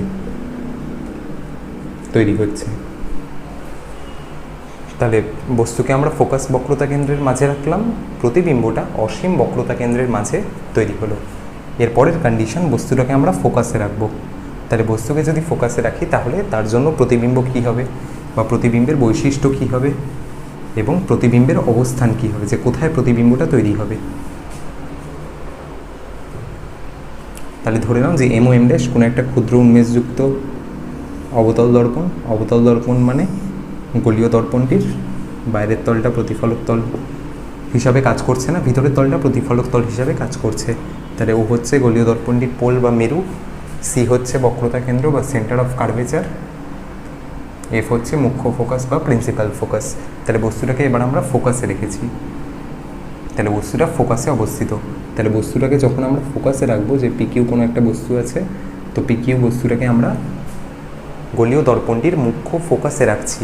তাহলে মুখ্য ফোকাসে যখন আমরা কোনো বস্তুকে রাখছি তখন পি থেকে একটা আলোকরশ্মি প্রধান অক্ষের সাথে সমান্তরালভাবে গিয়ে পড়বে। এক নিয়ম যে প্রত্যেকবার পি থেকে একটা আলোকরশ্মি প্রধান অক্ষের সাথে সমান্তরালভাবে দর্পণের উপর আপতিত হবে, দর্পণ কর্তৃক প্রতিফলনের পর মুখ্য ফোকাস হয়ে বেরিয়ে যাবে। আরেকটা আলোকরশ্মি বক্রতা কেন্দ্র হয়ে যাবে। তাহলে যে আলোকরশ্মিটা বক্রতা কেন্দ্র হয়ে যাবে সে লম্বভাবে প্রতিফলিত হবে। লম্বভাবে প্রতিফলিত হবে বলতে যে পিসি বিন্দুটাকে জয়েন করবে, করে পুরো লাইনটাকে বাড়িয়ে দেবে। তাহলে এই ক্ষেত্রে দেখো যে আপতিত আলোকরশ্মি এবং প্রতিফলিত দুটো আলোকরশ্মি পরস্পরের সাথে সমান্তরাল। দুটো আলোকরশ্মি যদি পরস্পরের সাথে সমান্তরাল হয় তাহলে তারা অসীমে গিয়ে ছেদ করে, আর যতক্ষণ না ছেদ করবে ততক্ষণ পর্যন্ত প্রতিবিম্ব গঠন হবে না। তাহলে দুটো আলোকরশ্মি সমান্তরালভাবে বর্ধিত হচ্ছে। তাহলে আমরা ধরে নিতে পারি যে তারা একটা অসীম দূরত্ব বাদে গিয়ে পরস্পরকে ছেদ করবে। তাহলে এই ক্ষেত্রে কোনো স্পেসিফিক প্রতিবিম্ব তৈরি হচ্ছে না, তবে অসীমে গিয়ে একটা প্রতিবিম্ব তৈরি হচ্ছে। তাহলে এক্ষেত্রে প্রতিবিম্বের অবস্থান কি? প্রতিবিম্বটা অসীমে গঠিত হবে। তাহলে প্রতিবিম্বের অবস্থান হচ্ছে প্রতিবিম্বটা অসীমে তৈরি হবে বা ইনফিনিটি দূরত্বে গিয়ে প্রতিবিম্ব তৈরি হবে। তাহলে বস্তুকে আমরা যদি ফোকাসে রাখি প্রতিবিম্বটা অসীমে তৈরি হচ্ছে। তাহলে পি কিউ কোনো একটা বস্তুকে তুমি রেখেছো, পি থেকে প্রধান অক্ষের সাথে সমান্তরালভাবে একটা আলোকরশ্মি দর্পণ কর্তৃক প্রতিফলনের পর মুখ্য ফোকাস হয়ে বেরিয়ে গেল, আরেকটা আলোকরশ্মি বক্রতা কেন্দ্র হয়ে গেল। তাহলে যে আলোকরশ্মিটা বক্রতা কেন্দ্র হয়ে প্রতিফলিত হলো সে লম্বভাবে প্রতিফলিত হলো। তাহলে এই ক্ষেত্রে দুটো প্রতিফলিত আলোকরশ্মি পরস্পরের সাথে সমান্তরাল। তাহলে দুটো আলোকরশ্মি পরস্পরের সাথে সমান্তরাল হলে তারা অসীমে গিয়ে পরস্পরকে ছেদ করে। তাহলে আমরা বলতে পারি যে বস্তু যদি ফোকাসে থাকে তাহলে প্রতিবিম্ব অসীমে তৈরি হয়। প্রতিবিম্বের বৈশিষ্ট্য, প্রতিবিম্বটা সদ্বিম্ব দর্পণের সামনে তৈরি হবে, অবশীর্ষ এবং ভীষণভাবে বিবর্ধিত প্রতিবিম্ব তৈরি হচ্ছে। অর্থাৎ এম এর ভ্যালুটা 1-এর থেকে ভীষণ বড়, এমটা ভেরি গ্রেটার দেন 1। তাহলে বস্তুকে আমরা ফোকাসে রাখলে প্রতিবিম্বটা অসীমে তৈরি হচ্ছে। এবার লাস্ট কন্ডিশন, যে বস্তুটাকে মেরু এবং ফোকাসের মাঝে রাখা হবে, যে ও এবং এফ দুটো বিন্দু আছে, তো ও থেকে এফ এর মাঝে যদি আমরা বস্তুকে রাখি সেক্ষেত্রে প্রতিবিম্ব কী হবে বা সেক্ষেত্রে প্রতিবিম্বের বৈশিষ্ট্য কী হবে। এই কোশ্চেনটা পরীক্ষাতে প্রচুরবার আসে, যে বস্তুকে আমরা মেরু এবং ফোকাসের মাঝে রাখছি, যে মেরু এবং ফোকাসের মাঝে প্রতিবিম্ব বস্তুটা রাখা হয়েছে। তাহলে কোনো একটা অবতল দর্পণের মেরু এবং ফোকাস এদের মাঝে তুমি যদি কোনো বস্তুকে রাখো, সেক্ষেত্রে প্রতিবিম্ব কী হবে? এক্ষেত্রেই একমাত্র অসৎবিম্ব তৈরি হবে, অর্থাৎ দর্পণের পিছনে প্রতিবিম্ব তৈরি হবে, সমশীর্ষ আকারের প্রতিবিম্ব তৈরি হবে এবং বস্তুর থেকে ছোট আকৃতির বড় আকৃতির বিবর্ধিত প্রতিবিম্ব তৈরি হবে। তাহলে ধরে নাও যে এম ও এম ড্যাশ কোনো একটা ক্ষুদ্র উন্মেষযুক্ত অবতল দর্পণ, তাহলে বাইরের তলটাকে কভার করা আছে, ভিতরের তলটা প্রতিফলক তল হিসাবে কাজ করছে। সি বক্রতা কেন্দ্র বা centre of curvature, F focus বা মুখ্য ফোকাস, তাহলে ও থেকে এফ এই মাঝে আমরা একটা বস্তু রেখেছি পি কিউ। তাহলে পি কিউ একটা বস্তু আছে ও থেকে এফ এর মাঝখানে, তাহলে ও থেকে এফ এর মাঝখানে যখন একটা বস্তু পি কিউ রয়েছে, তাহলে পি থেকে প্রধান অক্ষের সাথে সমান্তরালভাবে আগত আলোকরশ্মি দর্পণ কর্তৃক প্রতিফলনের পর মুখ্য ফোকাসে বেরিয়ে যাবে, আরেকটা আলোকরশ্মি বক্রতা কেন্দ্র হয়ে যাবে, কিন্তু যে আলোকরশ্মিটা বক্রতা কেন্দ্র হয়ে যাবে সে লম্বভাবে প্রতিফলিত হবে। তাহলে এইভাবে গেল, এইভাবে লম্বভাবে প্রতিফলিত হলো, কিন্তু এক্ষেত্রে যে প্রতিফলিত আলোকরশ্মি তাদের মধ্যে যে গ্যাপটা, সেই গ্যাপটা কিন্তু ক্রমশ বাড়ছে। তাহলে দুটো সরলরেখার মধ্যে গ্যাপ যদি ক্রমশ বাড়ে, তাহলে তারা কিন্তু কখনোই প্রতিবিম্ব গঠন করবে না, কারণ প্রতিবিম্ব তখন গঠন হয় যখন দুটো আলোকরশ্মি পরস্পরকে ছেদ করে। তাহলে এক্ষেত্রে তো ছেদ করার কোনো সম্ভাবনাই নেই। তাহলে এই দুটো আলোকরশ্মিকে তুমি যদি পিছন দিকে বর্ধিত করো বা দর্পণের পিছনে বর্ধিত করো, তাহলে দেখতে পাবে যে দুটো আলোকরশ্মি পরস্পরকে ছেদ করছে একটা নির্দিষ্ট বিন্দুতে। তাহলে সেক্ষেত্রে কিন্তু প্রতিবিম্ব তৈরি হবে পি ড্যাশ কিউ ড্যাশ। তাহলে পি কিউ কোনো একটা বস্তু মেরু এবং ফোকাসের মাঝে রাখা হয়েছে, তাহলে পি ড্যাশ কিউ ড্যাশটা হচ্ছে পি কিউ বস্তুর প্রতিবিম্ব, এবং পি ড্যাশ কিউ ড্যাশ প্রতিবিম্বের নেচার কী হবে? পি ড্যাশ কিউ ড্যাশ প্রতিবিম্বের নেচার হবে যে প্রতিবিম্বটা দর্পণের পিছনে তৈরি হলো, তাহলে অসৎবিম্ব আকৃতির প্রতিবিম্ব। তাহলে এক্ষেত্রে সৎবিম্ব আকারের প্রতিবিম্ব হবে না, এক্ষেত্রে অসৎবিম্ব তৈরি হবে। সমশীর্ষ অবশীর্ষ হবে না, সমশীর্ষ হবে। কেন?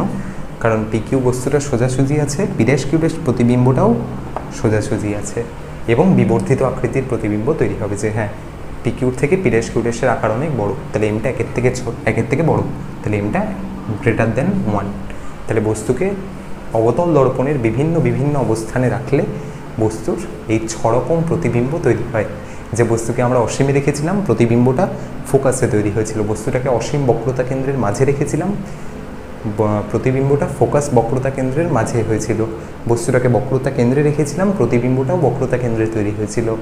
বস্তুটাকে ফোকাস বক্রতা কেন্দ্রের মাঝে রেখেছিলাম, প্রতিবিম্বটা আরেকটু পিছিয়ে গিয়ে বক্রতা কেন্দ্র এবং অসীমের মাঝে তৈরি হয়েছিল।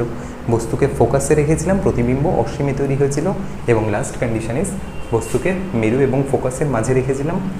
তাহলে পি কিউ একটা পি কিউ বস্তু, তাহলে পি থেকে প্রধান অক্ষের সাথে সমান্তরালভাবে একটা আলোকরশ্মি দর্পণ কর্তৃক প্রতিফলনের পর মুখ্য ফোকাস হয়ে বেরিয়ে যাচ্ছে, আরেকটা আলোকরশ্মি বক্রতা কেন্দ্র হয়ে যাবে। তাহলে যে আলোকরশ্মিটা বক্রতা কেন্দ্র হয়ে যাবে সে লম্বভাবে প্রতিফলিত হবে। তাহলে এই দুটো আলোকরশ্মিকে তুমি যদি দর্পণের পিছন দিকে বর্ধিত করো, তাহলে তারা পি ড্যাশ কিউ ড্যাশ বিন্দুতে মিলিত হবে।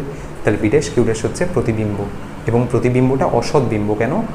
দর্পণের পিছনে প্রতিবিম্ব তৈরি হয়েছে, দর্পণের সামনের সারফেস এটা, পিছনের সারফেস এটা, তাহলে পিছনের সারফেসের প্রতিবিম্ব তৈরি হয়েছে। তাহলে অসৎবিম্ব, সমশীর্ষ এবং বিবর্ধিত আকারের প্রতিবিম্ব তৈরি হলো। তাহলে এটা হচ্ছে image formation by a concave mirror. তাহলে বস্তুর বিভিন্ন অবস্থানে কনকেভ মিররের দ্বারা প্রতিবিম্ব গঠন কীভাবে হচ্ছে সেটা দেখা হয়ে গেল। এরপর আমরা দেখব যে কোনো একটা কনভেক্স মিররের জন্য বা কোনো একটা উত্তল দর্পণের জন্য কোনো একটা বস্তুকে তুমি যদি রাখো, তাহলে image formation by a convex mirror. তাহলে কোনো একটা উত্তল দর্পণের সামনে আমরা কোনো একটা বস্তুকে রাখছি, তাহলে বস্তুর বিভিন্ন অবস্থানের জন্য প্রতিবিম্ব কী হবে। এক্ষেত্রে আমরা এতগুলো কন্ডিশন দেখবো না, এক্ষেত্রে আমরা একটা কন্ডিশন দেখব যে হ্যাঁ উত্তল দর্পণের সামনে আমরা কোনো একটা বস্তুকে রাখছি, প্রতিবিম্বের বৈশিষ্ট্যটা কী হবে সেটা আমাদের দেখতে হবে। তাহলে উত্তল দর্পণ মানে কি? উত্তল দর্পণ মানে হচ্ছে এমন দর্পণ যার ভিতরের তলটা কার্ভ করা থাকে বা ভিতরের তলটা কভার করা থাকে, বাইরের তলটা প্রতিফলক তল হিসাবে কাজ করে। তাহলে ও হচ্ছে গোলীয় দর্পণটির পোল বা মেরু, সি হচ্ছে বক্রতা কেন্দ্র, এফ হচ্ছে ফোকাস বা প্রিন্সিপাল ফোকাস বা মুখ্য ফোকাস। তাহলে এই সামনের ফ্রন্ট হচ্ছে এটা, পিছনের ফ্রন্ট হচ্ছে এটা। তাহলে পি কিউ কোনো একটা বস্তুকে আমরা রেখেছি উত্তল দর্পণটার সামনে, তাহলে উত্তল দর্পণটার সামনে আমরা যখন কোনো একটা বস্তু পি কিউকে রাখবো, তাহলে পি থেকে একটা আলোকরশ্মি প্রধান অক্ষের সাথে সমান্তরালভাবে আপতিত হবে। দর্পণ কর্তৃক প্রতিফলনের পর সে মুখ্য ফোকাস দিয়ে বেরিয়ে যাচ্ছে বলে মনে হচ্ছে। তাহলে পি কিউ আলোকরশ্মি হলে কিউআর পথে প্রতিফলিত হয়। এটা আমরা কনভেক্স মিররের জন্য আগের পার্টে দেখলাম যে প্রধান অক্ষের সাথে সমান্তরালভাবে অনেকগুলো আলোকরশ্মি এসে যদি কোনো একটা কনভেক্স মিররের উপর এসে পড়ে, তবে দর্পণ কর্তৃক প্রতিফলনের পর প্রতিফলিত আলোকরশ্মিগুলো এফ বিন্দু থেকে ডাইভার্জ হচ্ছে বলে মনে হয়। তাহলে এক্ষেত্রেও তাই, যে পি কিউ আলোকরশ্মিটা এসে পড়লো দর্পণ কর্তৃক, মানে এই আলোকরশ্মিটা এসে পড়লো দর্পণ কর্তৃক প্রতিফলনের পর মনে হচ্ছে যেন আলোকরশ্মিটা এফ থেকে ডাইভার্জ হচ্ছে। এটা একটা আলোকরশ্মি। আরেকটা আলোকরশ্মি বক্রতা কেন্দ্র হয়ে যাবে, তাহলে যে আলোকরশ্মিটা বক্রতা কেন্দ্র হয়ে যাবে সে লম্বভাবে প্রতিফলিত হবে। তাহলে এক্ষেত্রে একটা আলোকরশ্মি এই বিন্দু থেকে সি পর্যন্ত জয়েন করে দেবে। তাহলে এই একটা আলোকরশ্মি। তাহলে এই আলোকরশ্মিটা কী হলো, দর্পণের সারফেসে গিয়ে লম্বভাবে আপতিত হলো।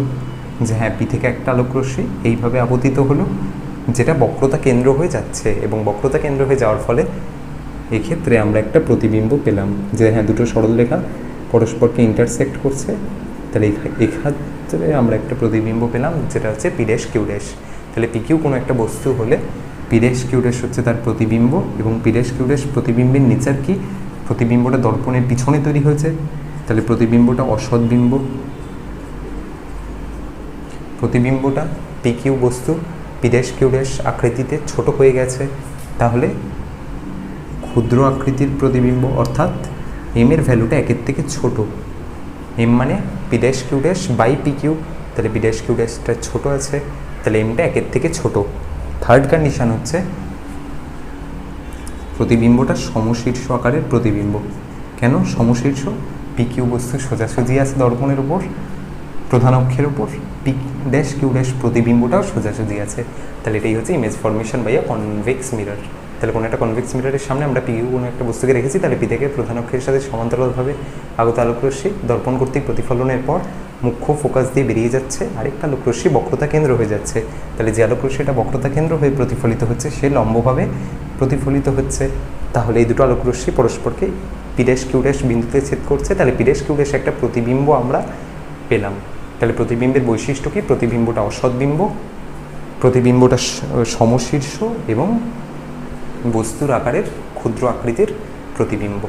তাহলে রিফ্লেকশন অফ লাইটের যে পুরো পার্টটা ছিল সেটা আজকে শেষ হয়ে গেল।